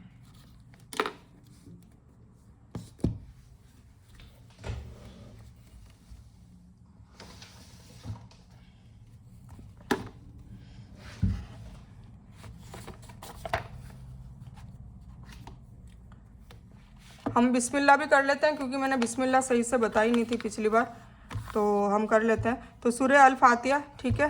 तो ये आयत 1, 2 और बिस्मिल्लाहिर्रहमानिर्रहीम ले लेंगे। सूरह फातिहा कुरान की पहली सूरत है। ये इतनी अहम है कि हमें इसको हर नमाज की हर रकात में पढ़ने का हुक्म दिया गया है। दिन में हम कई बार इस सूरत को अपनी फ़र्ज और नफल नमाजों में पढ़ते हैं। जैसे कि जो बंदा सिर्फ फ़र्ज पढ़ रहा है तो एटलीस्ट 17 बार तो पढ़ ही रहा है, 17 रकात होती है, ठीक है। फिर जो फ़र्ज और सुन्नत मौक़िदा पढ़ रहा है तो वो 34 बार तो पढ़ ही रहा है, और बाकी जो नफल पढ़ रहा है तो वो लातादाद पढ़ रहा है। तो कुल मिला के अलहम्दु इतनी बार पढ़ी जाती है कसरत से। अब कोई भी चीज़ कसरत से पढ़ी जाती है ना, कोई भी चीज़ बार बार अल्लाह ने क्यों दी है पढ़ने को? अगर वो दी है तो उसका क्या मतलब होता है कि वो बहुत अहम है, और उसको फिर समझना भी ज़रूरी है, और उसी पे अमल करना ज़रूरी है। बार बार इसीलिए पढ़ाई जा रही ताकि आप भूल भी जाओ तो आपको याद रहे और पर हम जैसे कि तर्जुमा नहीं समझते हैं, तो हम तो रोज़ाना रट्टाफिकेशन करके हमको पता ही नहीं है कि अल्लाह ताला क्या बोल रहा है इसमें। तो ये समझने की ज़रूरत है। तो इंशाअल्लाह कोई बात नहीं, आज हम सीखेंगे वो चीज़। तो बिस्मिल्लाहिर्रहमानिर्रहीम, जैसे कि बार बार मैंने बताई दिया, अल्लाह के नाम से शुरू, जो बहुत बड़ा मेहरबान और रहम करने वाला है। रहमान ये अल्लाह की सिफती नाम है जो बहुत मेहरबान है, और रहीम रहम करने वाला, ये भी अल्लाह का सिफती नाम है, रहम। ठीक है, तो शॉर्ट में बता देती हूँ। एपिसोड नंबर सॉरी ये वर्कशॉप नंबर 2 जब चलाएंगे ना इंशाल्लाह, तब हम अल्लाह के नाम को कवर करेंगे, तब इसको डिटेल में समझाऊंगी, क्योंकि एक नाम को समझने के लिए कम से कम 15 से 20 मिनट चाहिए, कम से कम बता रही हूँ मैं। और बहुत मज़ा आएगा जब आपको पूरे नाम याद हो जाएंगे, उसकी सिफतें पता चल जाएगी, तो आपको लोगों को खुद आसानियाँ आप कर सकते हो। कोई आपको कहेगा ना कि मैं बहुत बीमार रहता हूँ, तो आप बोलेंगे या मतीन पढ़ा करो कसरत से। ठीक है, फिर कोई बोलेगा कि मेरे यार रोज़ी का मसला है, पता नहीं क्या हुआ, बिजनेस में घाटे ही घाटे हो रहे, तो आप क्या बोलोगे कि या रज़्ज़ाक पढ़ा करो, आप अल्लाह का नाम लिया करो खूब, तो इंशाल्लाह हो जाएगा फ़ायदा। फिर आपको कोई कहेगा कि मेरे बच्चे की याददाश्त बहुत कमज़ोर है, इसको याद ही नहीं होता, मैं क्या करना चाहिए, तो आप बोलोगे अल्लाह का नाम कि या कवियों पढ़ो, बहुत आपको अल्लाह ताला मतलब इसका जहन तेज हो जाएगा। तो ऐसे करके जब हमारे को ये अल्लाह के नामों की तफसीर पता होगी ना, तब हम इंशाल्लाह ये काम कर पाएंगे। ठीक है, तो दूसरी आदत क्या, हर काम से पहले बिस्मिल्लाह पढ़िए, जैसे खाना पीना, सोना, पढ़ना लिखना वगैरह। अपने अंदर एतिमाद और यकीन रखिए कि रहमान व रहीम आपके साथ है, वह ज़रूर आपकी मदद करेगा। देखिए, बिस्मिल्लाह को हल्के में ना ले, मैंने पहले भी बताया था, अभी भी बता रही हूँ, जब भी आप कोई भी काम करें, कोई भी अच्छा काम, ठीक है ना, ये भी बता दूँ, मूवी देखने जा रहे हैं, बिस्मिल्लाहिर्रहमानिर्रहीम पढ़ रहे हैं, जैसे मैंने दुआ में बोला था कि दुआ जायज़ होनी चाहिए, दुआ की तभी मैं डिटेल अब बताऊंगी। तो बिस्मिल्लाहिर्रहमानिर्रहीम, कोई भी काम हो, आपको कोई ये दुआएं जितनी भी मैं बता रही हूँ ना, आपको कुछ भी याद नहीं है, मान लो कुछ भी याद नहीं हो रहा, बहुत ही आप कोशिश भी कर रहे हैं, सब कुछ कर लिया पर नहीं हो रहा, जैसे मेरे से तलफ़ुज़ नहीं हो रहा है, तजवीज़ मेरे से नहीं हो रही है, अब अल्लाह से माफ़ी मांगते हो और अल्लाह देख रहा है, कोशिश कर रहे हैं पर नहीं, और हो सकता है मेरी कोशिश कम हो, जैसी अल्लाह चाहता है वैसी नहीं हो, ये भी हो सकता है, मेरी गलती होगी कुछ, है ना, हमेशा अपनी गलती देखें। ठीक है, क्योंकि अल्लाह तो सब अच्छा ही करता है, यहाँ तक पहुँचा है अल्लाह ने, ये भी उसकी अल्हम्दुलिल्लाह अल्हम्दुलिल्लाह बहुत उसकी मेहरबानी है, रहीम है, रहमान है वो। ठीक है, और अब और ख्वाहिशें हैं कि भाई, और हमें ना कंपटीशन है ना, हमेशा दीन के मामले वालों के लोगों के लिए करना चाहिए कि मैं इतना करती हूँ तो अब मुझे है ना आगे उसकी तरह बनना है, जैसे मेरे दिल में कई मेरे उस्ताद हैं, उनके देख के मुझे ऐसा बनना है, तो उसके लिए बनने की कोशिश भी कर रही हूँ, दुआ भी मांग रही हूँ, और अल्लाह नवाज रहा है, धीरे धीरे कर भी रहा है, धीरे धीरे बहुत, मतलब पहले से अभी तक जैसे बहुत ज़्यादा अल्हम्दुलिल्लाह इल्म भी हासिल हुआ है, और अमलों में भी फ़र्क पड़ा है, तो अखलाक, अकवाल, अमाल, अफ़ाल वो धीरे धीरे चेंज होते हैं, और अभी और करने की भी ज़रूरत है, अभी और भी मोल्ड होना, और ये मरते दम तक चलता रहेगा, इसका कोई एंड नहीं है। ठीक है, तो बिस्मिल्लाह, आपको कोई भी दुआ याद ना होना तो आप हर काम के पहले बिस्मिल्लाह करें बस, तो भी आपको सवाब मिलेगा, क्योंकि आपने अल्लाह के ऊपर छोड़ दिया सारा काम। और दूसरा ये सवाब भी मिलेगा, दूसरा है कि आपका काम में कभी कोई गलती या कभी कोई नुकसान नहीं होगा, इसका वादा है, मैं बोल रही हूँ, मेरा मेरा वो मतलब अल्हम्दुलिल्लाह मेरा एक्सपीरियंस है इसमें। तो बिस्मिल्लाह ज़रूर करें। ठीक है, कोई भी काम हो, अगर आपको दुआएं याद नहीं हो रही ना, कोई नहीं, खाने से पहले याद नहीं हो रही, पीने से पहले की, पढ़ने से पहले कोई भी याद नहीं हो रही, बिस्मिल्लाहिर्रहमानिर्रहीम इतना तो पढ़ ही सकते हैं ना, हर बात में। तेल डाला बिस्मिल्लाहिर्रहमानिर्रहीम, जीरा डाला बिस्मिल्लाहिर्रहमानिर्रहीम, फिर प्याज डाली बिस्मिल्लाहिर्रहमानिर्रहीम, फिर टमाटर डाले बिस्मिल्लाहिर्रहमानिर्रहीम। आप सोचो कितने दिन में कितनी बार बिस्मिल्लाहिर्रहमानिर्रहीम पढ़ लोगे, और इसका खुद का भी सवाब है। बिस्मिल्लाह नाम की एक नहर है जन्नत में, जो ज़्यादा बिस्मिल्लाह कसरत से पढ़ते होंगे उसमें से दूध, शहद और पानी पिलाया जाएगा उनको, शरबत सॉरी शरबत पिलाया जाएगा। ठीक है, तो ये वाली बातें हैं। तो हम अल्लाह की जितनी सिफ़ात पर गौर करेंगे, मतलब जितने नामों पे गौर करेंगे, उतना ही बिस्मिल्लाह पढ़ने का असर ज़्यादा होगा। रहमान यानी पूरी जोश रहमत वाला, रहीम यानी मुसलसल रहम करने वाला। ये हम जब नाम डिस्कस करेंगे तब बताऊंगी, फिर अभी टाइम बहुत जल्दी ज़्यादा हो जाएगा। अल्लाह रहमान भी और रहीम भी है, यानी रहमत की मूसलाधार बारिश करने वाला, जो मुसलसल चलती रहती हो। खुशी के मौके पर अल्लाह को मत भूलिए, और आजमाइश के मौके पर हमेशा अच्छा गुमान रखिए। आजमाइश हो ना तो ये कि नहीं, अच्छा अल्लाह ठीक करेगा। ठीक है ना, अभी जैसे मैं बीमार हूँ, कई चीज़ें आ रही है, रिपोर्टों में भी बहुत चीज़ें आ रही है, तो परेशानी भी होती है, पर यही दिमाग में रखने की कोशिश करती हूँ कि बस अल्लाह अच्छा करेगा, जो भी अल्लाह अच्छा करेगा, और अल्लाह ने बीमारी भी दी है तो वो भी हमारे खैर के लिए दिए। अल्लाह को कभी तनकीद नहीं करना, नाउज़ुबिल्लाह, कभी अल्लाह को शिकायत नहीं करने की, या अल्लाह तुझे मैं ही मिली, मुझे ही बीमार करता है, या मुझे ही तू दुख देता है, ऐसा कभी नहीं बोलना है, ठीक है ना। हमेशा अच्छा गुमान, अगर कुछ भी हमारे साथ कुछ हो रहा है जो हमें पसंद भी नहीं है ना, वो हमारे अच्छे के लिए हो रहा होता है। हमें 5-6 साल बाद या 10 साल बाद जब भी फिर हमें एहसास होता है कि नहीं, वो हमारे अच्छे के लिए हुआ था, ठीक है। तो ये चीज़ है। तो जिसने मुझे अब तक बेहिसाब नेमतें दी है, उसने ये आजमाइश मेरी अपनी भलाई के लिए ही रखी है। तीसरी आदत है, अल्लाह के बारे में हमेशा अच्छा गुमान रखें, ठीक है ना, ये आ गया ना। तो क्योंकि वह अर्रहमान और अर्रहीम है, बेहिसाब रहमत वाला है, यानी हमारी वह हर किस्म की ज़रूरत का मोहब्बत से ख्याल रखता है और उनको पूरा करता है। उसने हमको पैदा किया, आँख कान दिमाग हाथ पैर दिए, माँ बाप रिश्तेदार दोस्त और साथी भी दिए, ज़मीन आसमान हवा पानी और तरह तरह के खानों का इंतज़ाम भी किया। सोचिए हमारे लिए उसने क्या क्या किया, चारों तरफ से उसने हेल्प की है, इतना रहमान है वो। तो इसीलिए हमें उसका बहुत शुक्रगुजार, जितना करे इतना कम है उसके लिए। इसीलिए हम जब वॉशरूम से बाहर आते तो गुफराने का बोलते, क्यों? क्योंकि हमने इतने टाइम पीरियड में अल्लाह की तस्बीह नहीं करी। तो सोचिए उसका ऑपोजिट क्या हो गया कि हमें उसके अलावा तस्बीह ही करते रहना है। और हम क्या करते हैं वो अपनी कैटेगरी देखें, हम क्या उस जुबान से अल्लाह का जिक्र नहीं करके गीबतें कर रहे हैं, या फिर हम उस जुबान से किसी को लड़वा रहे हैं, या उस जुबान से हम किसी को गाली दे रहे हैं, या उसी जुबान से हम किसी का दिल दुखा रहे हैं, या उस जुबान से हम उसकी हंसी उड़वा रहे हैं, उसकी इज्जत उछाल रहे हैं लोगों को कह के, या उसी जुबान से हम गाने गा रहे हैं जो अल्लाह के खिलाफ गाए जा रहे हैं, हराम बातें कह रहे हैं, या उसी जुबान से हम ऐसी महफिल में बैठे हैं कि फालतूगिरी कर रहे हैं, पॉलिटिक्स की बातें जिसका कोई मतलब ही नहीं है। क्योंकि देखिए हमारे टाइम का भी हमको सवाल होगा कि तुमने अपना टाइम कहाँ बिताया।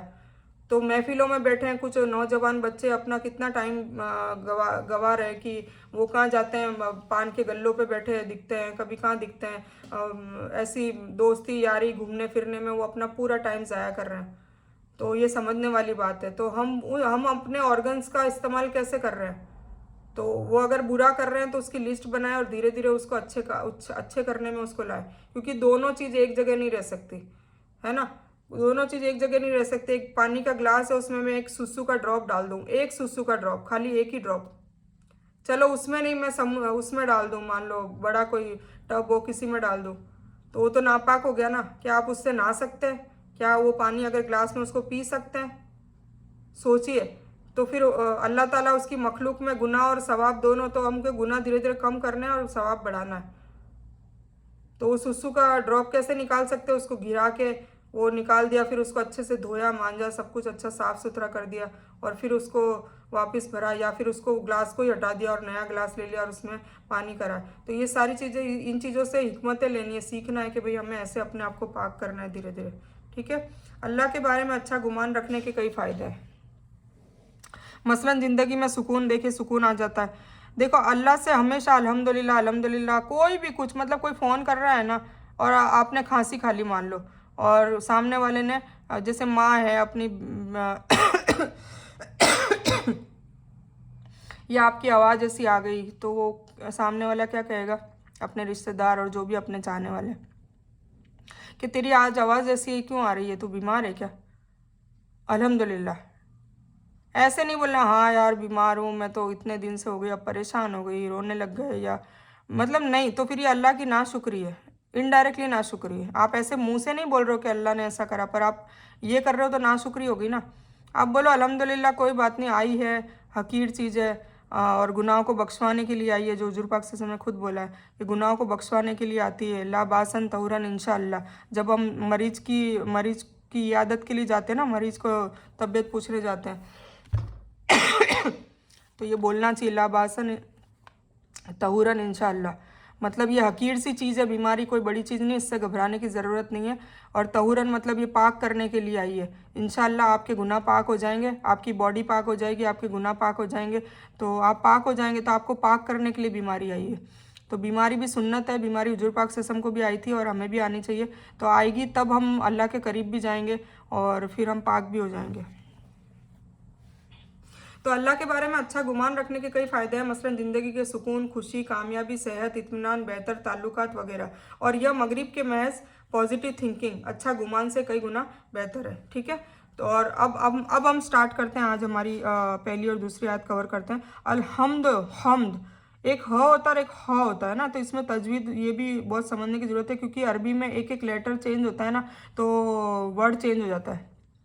ठीक है, तो अल्हम्दो पढ़ते हैं ना तो तमाम तारीफ़ें और शुक्र होती है, अल्हम्दो पढ़ते हैं तो तमाम लानतें होती है, नाउज़ुबिल्लाह, हम ये बोलते हैं। तो हमें इसमें भी गौर करना है। तो कोई देखो, मैं तो कर रही हूँ, अल्लाह अल्लाह ताला मुझे आसानी फरमाए, आप भी दुआ कीजिएगा तो मैं जल्द से जल्द इसको कवर कर सकूँ तजवीद को। और आप लोग भी अगर नहीं हो तो उसको अभी से सीखना चालू करें, कोशिश करें एटलीस्ट, है ना। और अपने बच्चों को, जो छोटे बच्चे हैं उनकी माओं को कह दूं कि हमेशा मखरज वाला मौलाना ढूंढ के करें। ये बिहारी मौलाना है जिनका मखरज नहीं, उनसे प्लीज़ अपने बच्चों की तालीमात ना कराएं, ये वेस्टेज ऑफ टाइम है, कोई मतलब नहीं है। एक हाफिज़ के ये हवाले से भी मुझे याद आया कि लोग कहते हैं कि हाफिज़ बन जाते हैं बच्चे तो वो 10 लोगों को बचा सकता है, उससे पूछा जाएगा, क्योंकि जो भी बच्चा अच्छा काम करेगा तो उनके माँ बाप को शाबाशी देंगे ना, मैंने पिछले वीडियो में बताया। तो उनको भी ऐलान, क्योंकि उनके माँ बाप की वजह से ही वो बच्चा ऐसा हुआ होगा ना, उन्होंने तरबियत की होगी तो वो ऐसा हुआ होगा ना।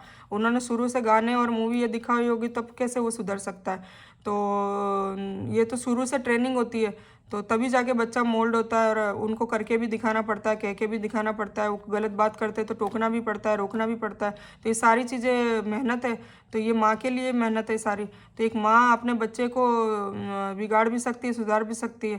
तो सुधारेगी वो खुद सुधरी होगी तब, और बिगाड़ेगी जब खुद बिगड़ी हुई होगी तब। तो कहने का मतलब है, वो जब माँ बाप ये करते हैं ना, तो उसमें क्या है, क्या कह रही थी मैं, तो देखिए शैतान ने बिल्कुल भुला दिया, औज़ुबिल्लाहि मिनश शैतानिर रजीम, बिस्मिल्लाहिर्रहमानिर्रहीम। तो मुझे याद नहीं आ रहा, सॉरी।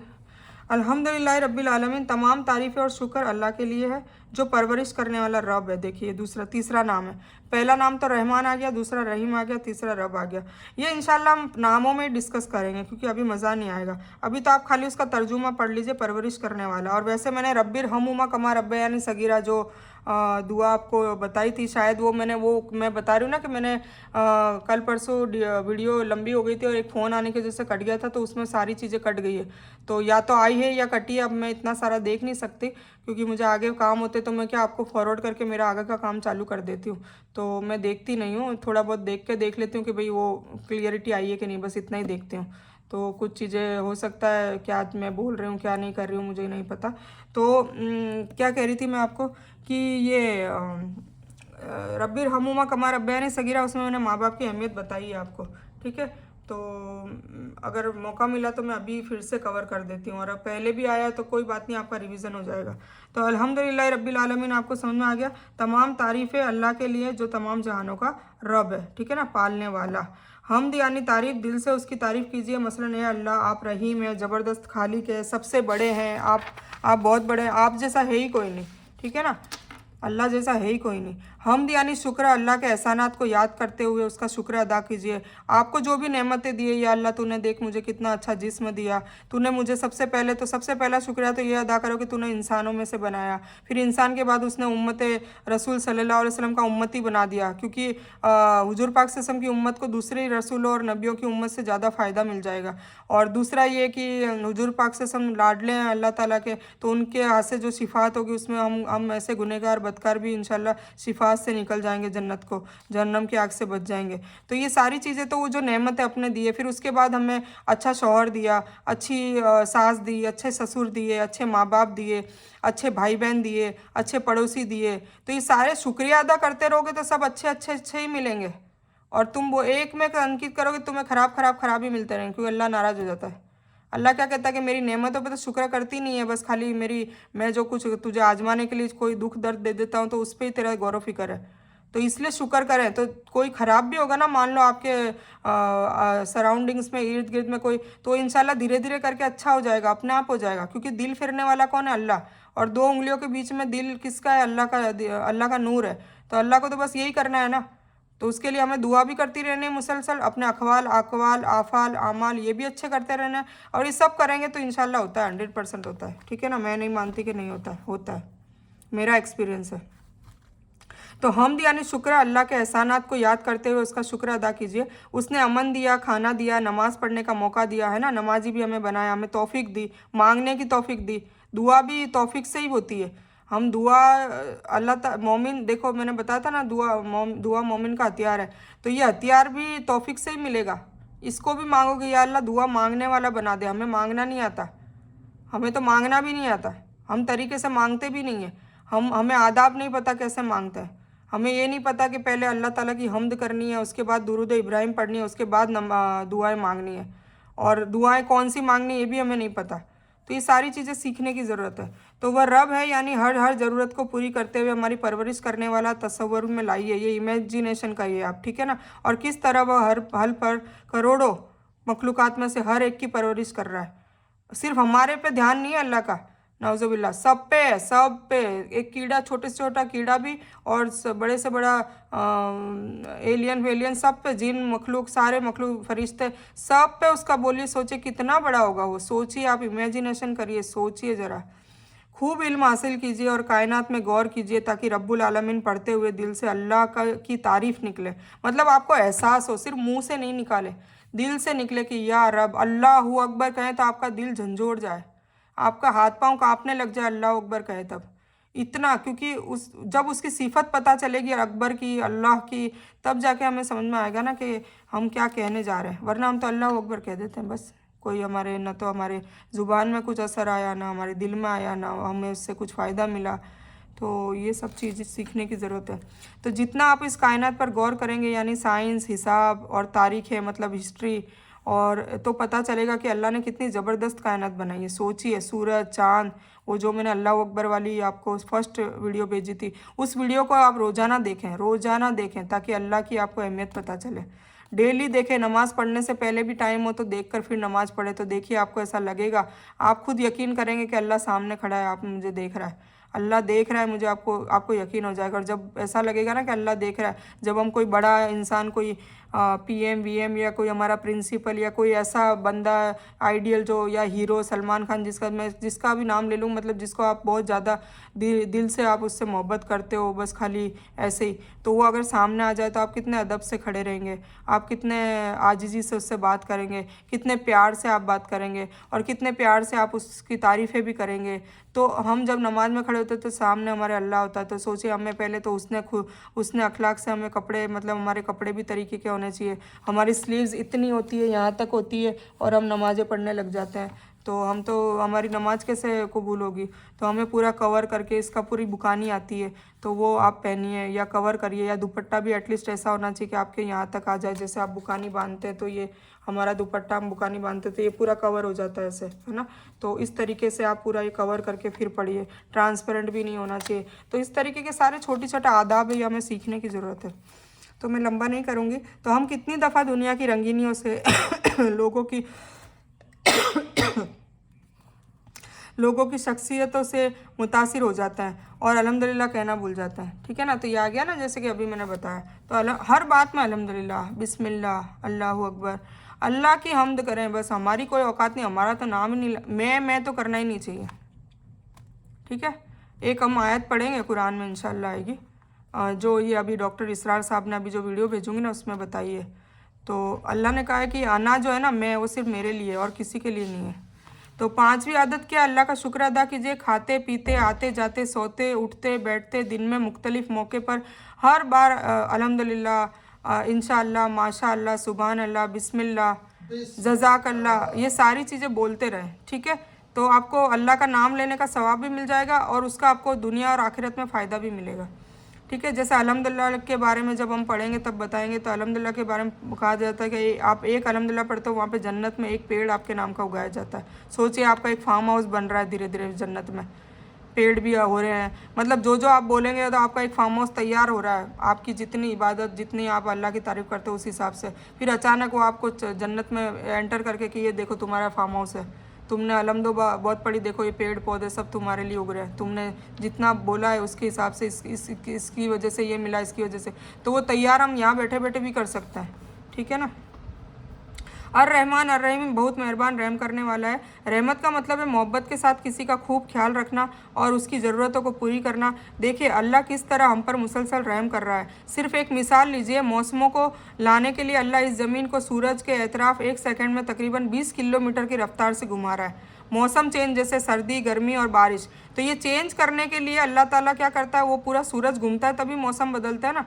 तो वो 20 किलोमीटर की रफ्तार से उसको घुमा रहा है। सोचिए कितनी बड़ा, मतलब हमारी ज़रूरतें पूरी करने के लिए अल्लाह ताला कितने बड़े बड़े काम कर रहा है, तो मगर हमको ज़रा सा धचका नहीं लगता और फिर उससे हमें नुकसान भी नहीं होता। जबकि सूरज इतनी रफ्तार से, जैसे पृथ्वी है, ये पृथ्वी है और ये सूरज है, अब ये गोल गोल गोल गोल गोल गोल गोल गोल घूम रहा है, तो कभी ऐसे यूँ नहीं होता कि सूरज पृथ्वी से टकराया हो। जैसे हम कभी यूँ यूँ गोल गोल घूमेंगे तो कोई आसपास वाली चीज़ों से टकरा जाता है। अभी जैसे मैं भी घुमा रही हूँ तो देखो ये टक्कर हो रही है, इसमें ये हो जाती है, कोशिश भी कर रहे पर हो जाती है। पर सूरज कभी भी आज दिन तक पृथ्वी से नहीं टकराया, और सोचो टकरा जाता तो ख़त्म, हम सब खलास हो जाते हैं। तो ये सोचने की बात है, छोटी छोटी चीज़ें उसको सोचिए और अल्लाह का शुक्र अदा करिए। अल्लाह के रसूल सल्लल्लाहु अलैहि वसल्लम ने फरमाया, जो रहम नहीं करता उस पर रहम नहीं किया जाता। आज इस वक्त इस नमाज के बाद जिसमें आपने पढ़ा है, दूसरों पर रहम कीजिए, ठीक है ना, क्योंकि आपने पढ़ा ना और रहमानी रहीम, तो अब आपको भी रहम करना है लोगों को, यानी उनका मोहब्बत के साथ ख्याल रखिए। यह हुई आपकी छठी आदत। तो हमें आदतें भी सुधारनी है, साथ साथ में मैंने आपको सारी आदतें भी बताई है, और इसका मैं आप ले लीजिए स्क्रीनशॉट, इसका मैं अभी दे देती हूँ।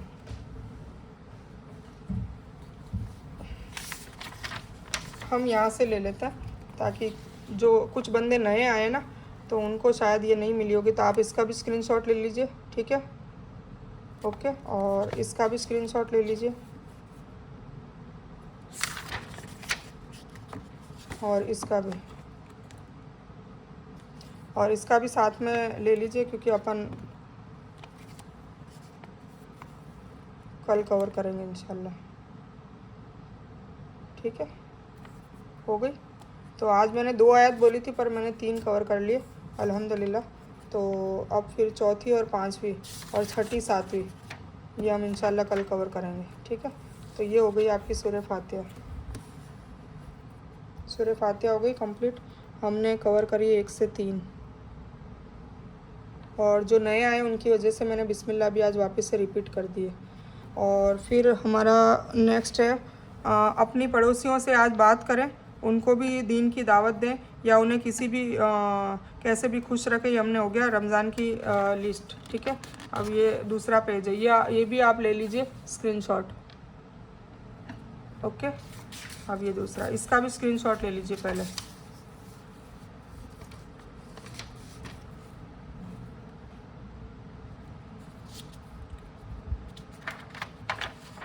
बस यही है आज।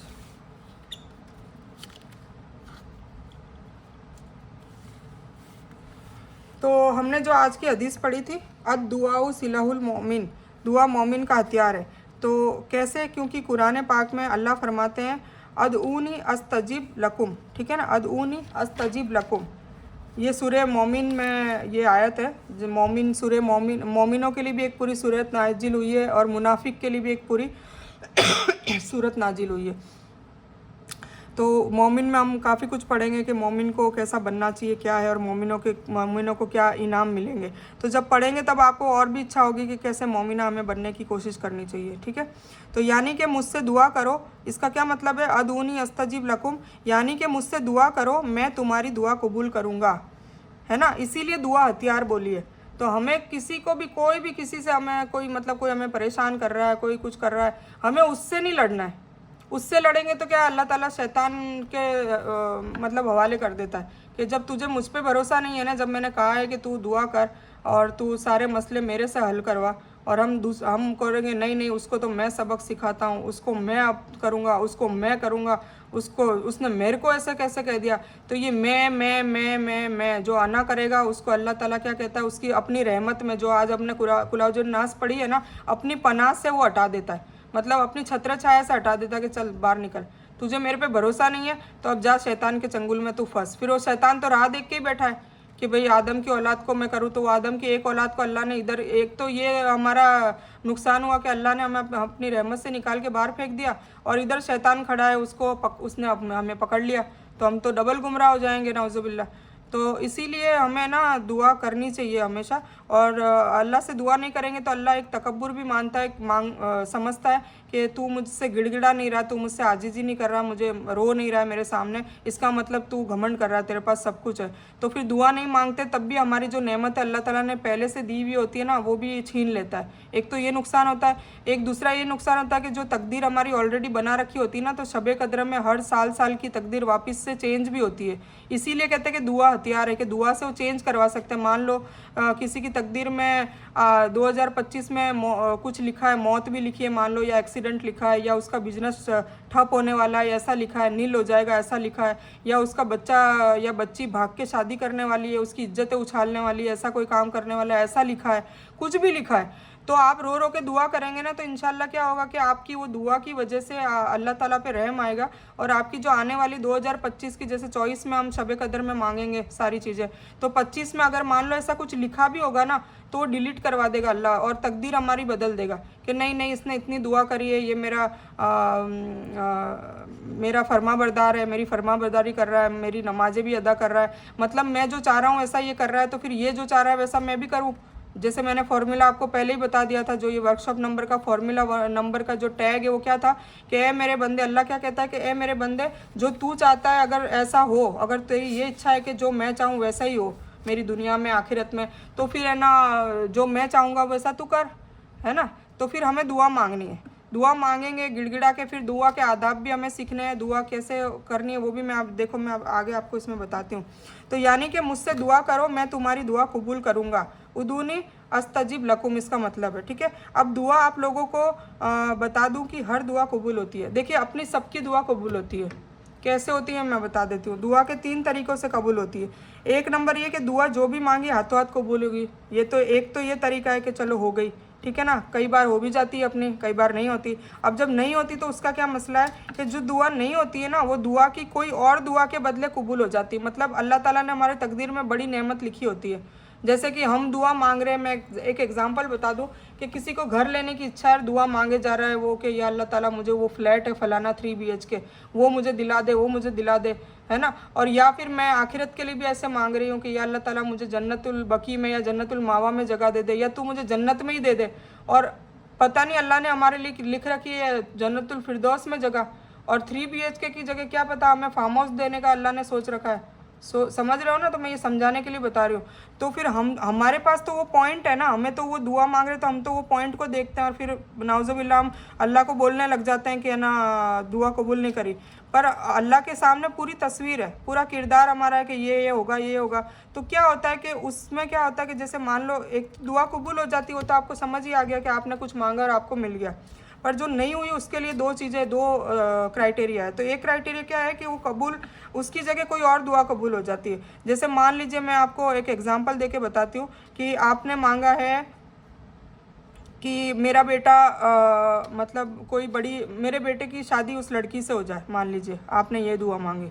अब आपकी ये दुआ कबूल नहीं हुई, ठीक है। तो अब आपकी दुआ क्या कबूल होगी उसकी जगह, या तो उसी बेटे को जो लड़की मिली है वो बहुत नेक और साले आई होगी, ये हुआ होगा, या तो ये दुआ आपको, तो आपको आने वाले 15, 10, 12 या 5-6 सालों में पता चल जाएगा कि चलो ये बहू अच्छी आ गई। अगर वो लड़की आती तो क्या होता, और उस लड़की के भी मामला तो आपको समझ में आ रहे होंगे, वो भी पहचान की होगी। तो वो अपने ससुराल में बहुत हरकतें कर रही होगी, लड़ाई झगड़े कर रही होगी, या तलाक भी ले ली होगी उसने, या उस लड़की ने केस कर रखा होगा अपने ससुराल वालों पे। मतलब वो, तो फिर आपको एहसास होगा कि फिर आप अल्लाह का एहसान मानोगे कि या अल्लाह अच्छा हुआ तूने ये दुआ कबूल नहीं करी, ये कर ली। समझ में आ गया। और ये लड़की आपको उस वक्त पसंद नहीं होगी आपके बेटे के लिए कि नहीं इससे तो नहीं करनी, मुझे तो फलाना से करनी थी, उससे करनी थी, उससे करनी थी, ये क्यों आ गई। आप मलामत भी करेंगे, तनकीद भी करेंगे, पर धीरे धीरे आपको एहसास होगा कि ये अच्छी आ गई और ये लड़की ख़राब थी। तो आपकी दुआ कबूल हुई ना, दुआ कबूल हो गई ना। तो ये समझने वाली बात है। समझ गए इस मेरे हिसाब से आप समझ गए होंगे इस एग्जांपल से। या फिर क्या होता है कि चलो ये नहीं, ये भी नहीं, ये नहीं हो रहा और ये भी नहीं हुआ, मान लो कोई इससे भी बदबख्त लड़की आ गई या इससे कोई अच्छी आ गई, वॉटेवर, पर उसकी जगह क्या होगा, आपको एक बहुत अच्छी दुआ आपकी कबूल हो जाएगी जो आप बरसों से कोई मांगते होंगे। या कोई ऐसा मतलब आप पे कोई नुकसान होने वाला, मतलब मान लो आपका कोई एक्सीडेंट होने वाला था, वो तकदीर में, मतलब वो तो अल्लाह ने लिख लिया ना पहले, या कोई आपके घर में आग लगने वाली थी, या आपका बिजनेस तबाह होने वाला था, तो वो दुआ, वो तबाही है ना आपकी, नुकसान, वो अल्लाह कैंसिल कर देता है कि नहीं इसको बरकरार रखो, मतलब ये होने दो। तो इसने ये दुआ मांगता रहता है ना, तो इसके लिए ये ज़्यादा फ़ायदेमंद है। तो ये अल्लाह को पता है, तो हमें नहीं पता होता कि हम तो वो दुआ पे अटके हुए रहते हैं, जबकि हमारे अल्लाह मामला सुधार देता है। तो हमें ये भी समझने की ज़रूरत है। ये सब चीज़ें हिकमत होगी तब समझ में आएगी, ठीक है। फिर एक दुआ क्या होती है कि वो न तो हमें हाथों हाथ मिली और न ही हमें उसका सिला अच्छा मिला, मतलब उसकी जगह कोई अच्छी दुआ कबूल होगी ऐसा भी नहीं हुआ, और कोई नुकसान जो है वो भी हमारा मतलब वबाल भी हमें हो रहा है, मतलब वो भी हमारे से हटाया नहीं गया। ठीक है, तो फिर क्या हुआ, तो फिर आखिरत में उस दुआ का है ना 10 गुना ज़्यादा अजर मिलेगा। ठीक है, मतलब एक दुआ की जगह 10 गुना ज़्यादा अजर मिलेगा। तो सोचो आखिरत में, जैसे कि मैंने वो एग्जाम्पल नहीं बताया था कि 51 + 49 = 100, मतलब अल्लाह 100% नहीं मांग रहा कि नेकी लेकर ही आओ। अल्लाह क्या बोल रहा है कि ये गुनाह है आपके और ये आपकी नेकियां हैं। ठीक है ना, तो ये नेकी अगर 51 भी होगी तो भी आप जन्नत में चले जाओगे। ये बताया था ना मैंने, आई थिंक सेकंड या थर्ड वीडियो में है ये। तो वो जन्नत में 51 ही मांग रहा है ना। तो अब मान लो आपके, मैं एग्जांपल बताती हूँ इससे आपको समझ में आएगा। मान लो आपके 49 तो नेकियां हैं और 51 गुनाह है। आपका जब हिसाब किताब हुआ मीज़ान में, जो तराजू में तोला गया नेकियां और बदी और सब, तो फाइनली आपका क्या रिजल्ट निकला कि आपकी एक गुनाह की वजह से आप जहन्नम में जा रहे हो। फाइनल हो गया आपका। ठीक है, तो फिर फाइनल नहीं हुआ, मतलब आपका ये तैयार हो गया क्राइटेरिया कि जन्नत में जा रहे हो। तब अल्लाह ताला क्या करेगा, आपको अजर देगा कि तूने उस दिन दुआ मांगी थी, वो दुआ तेरी कबूल नहीं हुई थी और तेरे दुनियादारी के मामला सही नहीं हुए थे, मैंने तेरे को आजमाइशों में डाले रखा। ठीक है, तो अब तेरे को ये अजर देता हूँ कि तुझे ये जो नेकी है ना, ये एक मेरी तरफ से दे देता हूँ। ठीक है, तो फिर ये क्या हो गए 50 और ये हो गए 50। ठीक है, अब जन्नत या जहन्नम कुछ भी मिल सकता है। तो फिर वो अजर दे के फिर क्या करेगा, जन्नत में डाल देगा। समझ गए आप। अब आप सोचिए, अगर आपको ये पता चल गया, सहाबा लोग तो है ना, सहाबा जितने भी रज़ियल्लाहु अन्हुम को यही वाली दुआ ज़्यादा मतलब कबूलियत करवाने का तरीका ज़्यादा महबूब था, मतलब ये ज़्यादा पसंद थी। क्यों? क्योंकि आखिरत का मसला था ना। दुनिया में वो कहते थे कि हमें झोपड़ा भी मिल जाएगा, झोपड़ा क्या, हम तो बाहर भी रह लेंगे। पर उनको क्या, उनका ईमान बहुत मजबूत था। ईमान मतलब भरोसा, यकीन बहुत मजबूत था। तो उनको दुनिया की पड़ी नहीं थी। एक वक्त का खाना मिले तो भी खुश, नहीं मिले तो भी खुश, मतलब वो तो इतनी मतलब गरीबी वाली, गुर्बत वाली ज़िंदगी गुजारना पसंद करते थे। क्यों? क्योंकि उनको पता था कि जिसकी दुनिया अल्लाह ताला के बैलेंस में रखेगा, जिसको यह अमीर रखा हुआ है। मैं कितनी बार ऐसे रोती हूँ कि भाई ज़्यादा पैसे दिए तो कहीं गलत अखलाक नहीं हो जाए, या गलत बातें नहीं हो जाए, या पैसों से गलत कोई काम नहीं हो जाए नाजायज़, तो उसकी पकड़ होगी। तो ज़्यादा अमीरी देना भी कोई बड़ी नेमत नहीं है। हाँ, नेमत है, ऐसा नहीं है, मैं अल्हम्दुलिल्लाह मानती हूँ नेमत है। कैसे नेमत है कि आप उसका अच्छे से इस्तेमाल करोगे तो आपके लिए सदका जारिया बनेगी, जन्नत का बाइस भी बनेगा। तो अल्हम्दुलिल्लाह हम सबको अल्लाह ताला रिस्क में कुशादगी करे, अच्छा दे, पर उसको यूज़ करने का तरीका भी हमें फिर अच्छे से आना चाहिए। जैसे हज़रत उस्मान गनी रज़ियल्लाहु ताला अन्हो जो थे, हमारे 3rd नंबर के खलीफा, वो बहुत अमीर थे, बहुत ही ज़्यादा अमीर थे। आज भी उनके नाम के बैंक चलते हैं सऊदी में, गल्फ़ में। तो और फिर एक हज़रत औफ है, औफ रज़ियल्लाहु ताला अन्हु, उनके पास भी बहुत मतलब सोना चांदी हीरे जवाहरात और ये थे, पर वो जन्नत में जा रहे हैं। तो क्यों जा रहे हैं? क्योंकि उन्होंने अपनी दौलत का इस्तेमाल सही तरीके में करा। तो आपको भी अल्लाह ताला हम सबको तौफीक दे के हमको दौलत वाला बनाए, तो हमें सही तरीके में अपनी दौलत को इस्तेमाल करने का हमारा मतलब हमें तौफीक दे, हिकमत दे, क़ुव्वत दे, ताकत दे, और हमें करने का जज्बा भी दे, और रियाकारी में भी हम ना आए। ये भी हमें दुआ करनी है साथ साथ में करके। फिर हम शैतान दूसरे वसवसे से डाल देता है। एक काम अच्छा कर लेते हैं तो शैतान दूसरी जगह से आता है, वो करीन आ जाता है कि नहीं नहीं इसने ये कर दिया, कोई बात नहीं, इसको गुमराह करने के और भी पैतरे मेरे पास है। तो क्या बोलेगा कि रियाकारी डाल देगा, दिखावा डाल देगा, लोग तारीफ़ें करने लग जाएंगे खूब सारी कि इसने तो कितना अच्छा काम करा है। तो फिर क्या होगा, हम घमंड में आ जाएंगे। और घमंड तो अल्लाह ताला को बिल्कुल पसंद नहीं है ना। जैसे पहली वीडियो में ही मैंने बताया था 8 घमंड है। तो फिर घमंड आ जाएगा कि है ना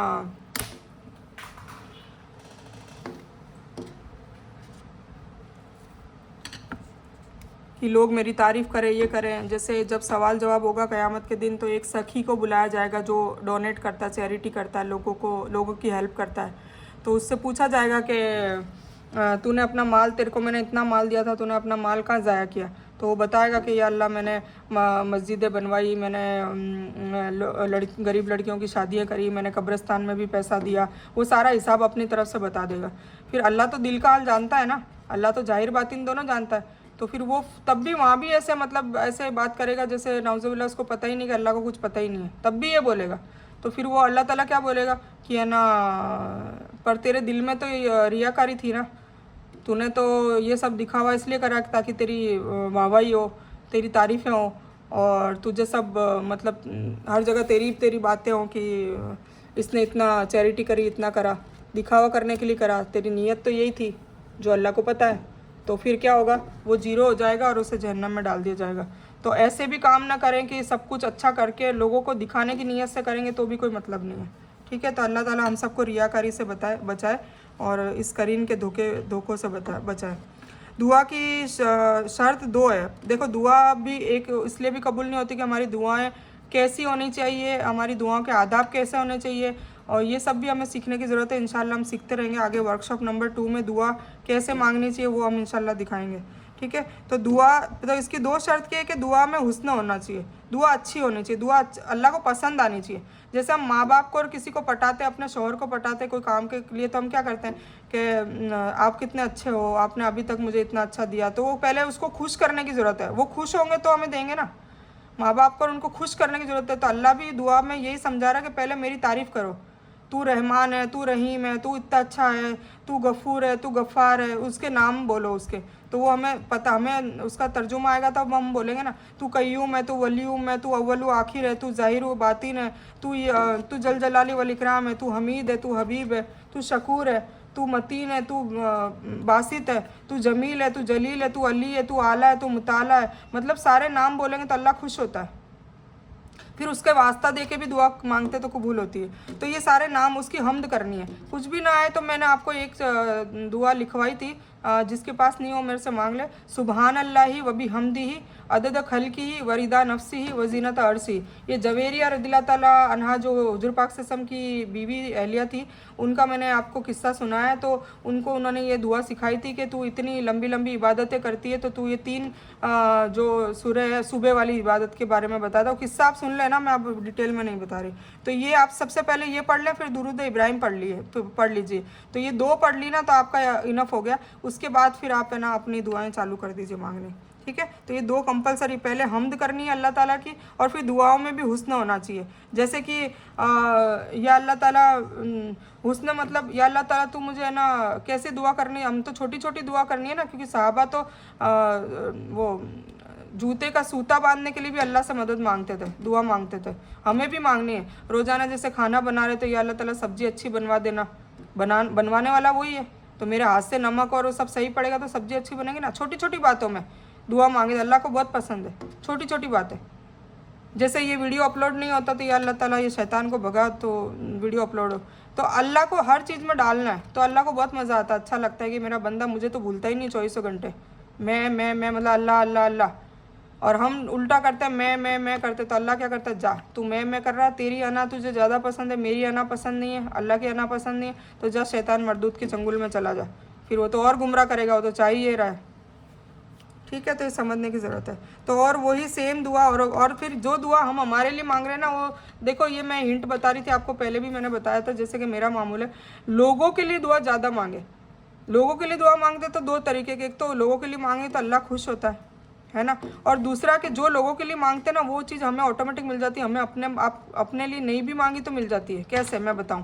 जब हम दूसरा, जैसे कि अपने भाई के लिए, अपने बहन के लिए, ये बताया, एक किस्सा बताया कि जब वो मांगने लगता है जैसा खुद को कि या अल्लाह जैसा तूने मुझे इल्म दिया है और जैसे मुझे हिकमत और हिदायत दे दी है, और तू हिदायत की राह पे हमेशा इंशाल्लाह मेरे को भी चला, और मेरे भाई बहनों को, मेरे शौहर को, मेरे बच्चों को, मेरे माँ बाप को, मेरे सास ससुर को, मेरे ख़ानदान को, सबको चला। तो हम ये दुआ मांगेंगे तो इंशाल्लाह हमें और हिदायत मिलती जाएगी, और इल्म में हमें इजाफा मिलेगा। ये सब हमारे लिए तो कबूल होगी।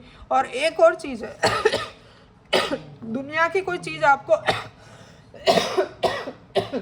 दुनिया की कोई चीज़ आपको चाहिए ना, तो वो भी आप मांगेंगे तो आपको मिल जाएगी। जैसे कि आपकी कोई भाई बहन है जिसके पास बड़ा घर नहीं है, तो आप बार बार बोले कि या अल्लाह ताला उनको घर दिलवा दे, उनकी सारी ज़रूरतें पूरी कर दे। या कोई कर्जे में मुब्तला तो या अल्लाह उनका कर्जा तू चुकवा दे, उन पर आसानियाँ फरमा। या अल्लाह ताला नाम लेके भी कर सकते हैं, या अल्लाह ताला फ़लाना है, फ़लाना मेरा, जैसे मेरा बड़ा भाई है, उनको बहुत बड़ी गहरी बीमारी है, तो मैं मांगती रहती हूँ कि या अल्लाह ताला उनको इतनी लाइलाज बीमारी दे दी है, उस बीमारी से उनकी हिफाजत फरमा। तो किडनी की बीमारी हो गई है जिसका कोई इलाज नहीं है। तो ऐसे करके आप बीमारी का आप मांगेंगे तो इंशाल्लाह आपको भी उसमें आपको फ़ायदा होगा। और एक और होता है कि जब हम दुआ दूसरों के लिए मांगते हैं ना अच्छी, तो 70,000 फरिश्ते हमारे पास में आके खड़े हो जाते हैं और वो क्या कहते हैं कि या अल्लाह ताला ये जो मांग रहा है ना दुआएं, वो की वो दुआएं तू भी इसके लिए भी कबूल कर ले। तो सोचिए अगर हम गलत दुआएं मांग रहे होंगे, किसी के लिए बद्दुआ कर रहे होंगे या किसी का ख़राब मांग रहे होंगे कि या अल्लाह उसको सबक सिखा, तू, मैं तो नहीं सिखा सकता पर तू सबक सिखा, ऐसे भी नहीं मांगनी चाहिए। अगर हमारे साथ कोई गलत भी करा तो या अल्लाह इसको हिदायत दे और हिकमत दे, बस ये दुआ ऐसी मांगो, हिदायत दे और हिकमत दे। हिदायत देंगे अपने आप वो ये सब करना बंद कर देगा। ऐसे नहीं मांगनी इसको सबक सिखा, इसने मेरे से झगड़ा किया, तू अब जब तक नहीं सिखाएगा तो देख लेना मैं तेरी बंदी हूँ, ऐसे सब नहीं मांगनी। तो बस तकरुल्लाह ऐसे बोलना है कि जो भी हो कि अल्लाह उसको हिदायत दे। तो फिर देखो उसके लिए हिदायत है तो फरिश्ते क्या बोल रहे हैं। अब हम गलत मांगेंगे कि उसका हाथ टूट जाए, पैर टूट जाए, तो फरिश्तों की दुआ अल्लाह कबूल नहीं करेगा। हमारे से ज़्यादा फरिश्तों की दुआ कबूल होती है, क्योंकि वो तो पाक है बिल्कुल, वो तो गुनाह करते ही नहीं है और रात दिन तस्बीह में लगे हुए हैं, रात दिन अल्लाह के कामों में लगे हुए हैं, तो उनकी तो दुआ पक्की कबूल होगी, हमारी हो ना हो। तो फिर क्या होता है, फिर हम वो आमीन आमीन करते रहते हैं और ये भी कहते हैं कि ना इसकी भी दुआ कबूल कर जो ये मांग रहा है दूसरे के लिए। तो हम अच्छी मांगेंगे तो अच्छी कबूल होगी ना, हम ख़राब मांगेंगे तो ख़राब कबूल होगी। तो इस पर भी आप गौर फिक्र करें। और फिर एक दूसरे के बद्दुआ ना मांगे, बद्दुआ या कोई हराम काम की दुआ, जैसे किसी को कोई लड़का लड़की अफेयर कर रहे हैं, ये हराम काम है। कोई मूवी देखने जा रहा है और दुआ कर रहा है या अल्लाह ताला हम निकल तो चुके हैं और है ना मूवी की टिकट हमें दिलवा देना, ये कोई दुआ होती है? आप अल्लाह के खिलाफ काम करने चाह रहे हो और फिर अल्लाह से दुआ कर रहे हो, तो ऐसी दुआओं से बचें, ठीक है। तो ये दुआ का आपको समझ में आ ही गया होगा। तो चलिए मैं आज ये बंद करती हूँ, मेरे पास टाइम हुआ तो मैं रब्बिर हमूमा कमा रब्बयानी सगीरा की डिटेल भेज दूँगी, अदरवाइज़ इंशाल्लाह कल भेजूँगी, ठीक है। तो वो आप देखिए, मैं देखती हूँ कि मेरे को कितना वक्त मिलता है, ठीक है। चलो तो इस बयान को ख़त्म करते हैं। इस बयान में कुछ भी दीन की अच्छी बात अल्लाह की तरफ से है और बुरी या गलत बात जो गलती से अनजाने में हो गई हो, जो मुझसे पता ही ना चला हो, वो मेरी तरफ से है और उसके लिए मैं अल्लाह से और आप लोगों से माफ़ी चाहती हूँ। मैं कोई आलिमा नहीं हूँ, मैं एक तालिब इल्म हूँ। अल्लाह मेरी कोशिश से आपको सही नफ़ा बख्श इल्म पहुँचाए, बस यही मेरी तमन्ना है। आमीन। रब्बना आतीना मिन लदुनका रहमतम व हय्यि लना मिन अमरिना रशदा रब्बी ज़िदनी इल्मा रब्बी इश्रह ली सदरी व यस्सिर ली अमरी वहलुल उक़दतम मिन लिसानी यफ़क़हू क़ौली अल्लाहुम्मा सल्लि अला मुहम्मद व अला आलि मुहम्मद कमा सल्लैता अला इब्राहीम व अला आलि इब्राहीम इन्नका हमीदुम मजीद अल्लाहुम्मा बारिक अला मुहम्मद व अला आलि मुहम्मद कमा बारकता अला इब्राहीम व अला आलि इब्राहीम इन्नका हमीदुम मजीद व आखिरु दावाना अनिल हम्दुलिल्लाहि रब्बिल आलमीन।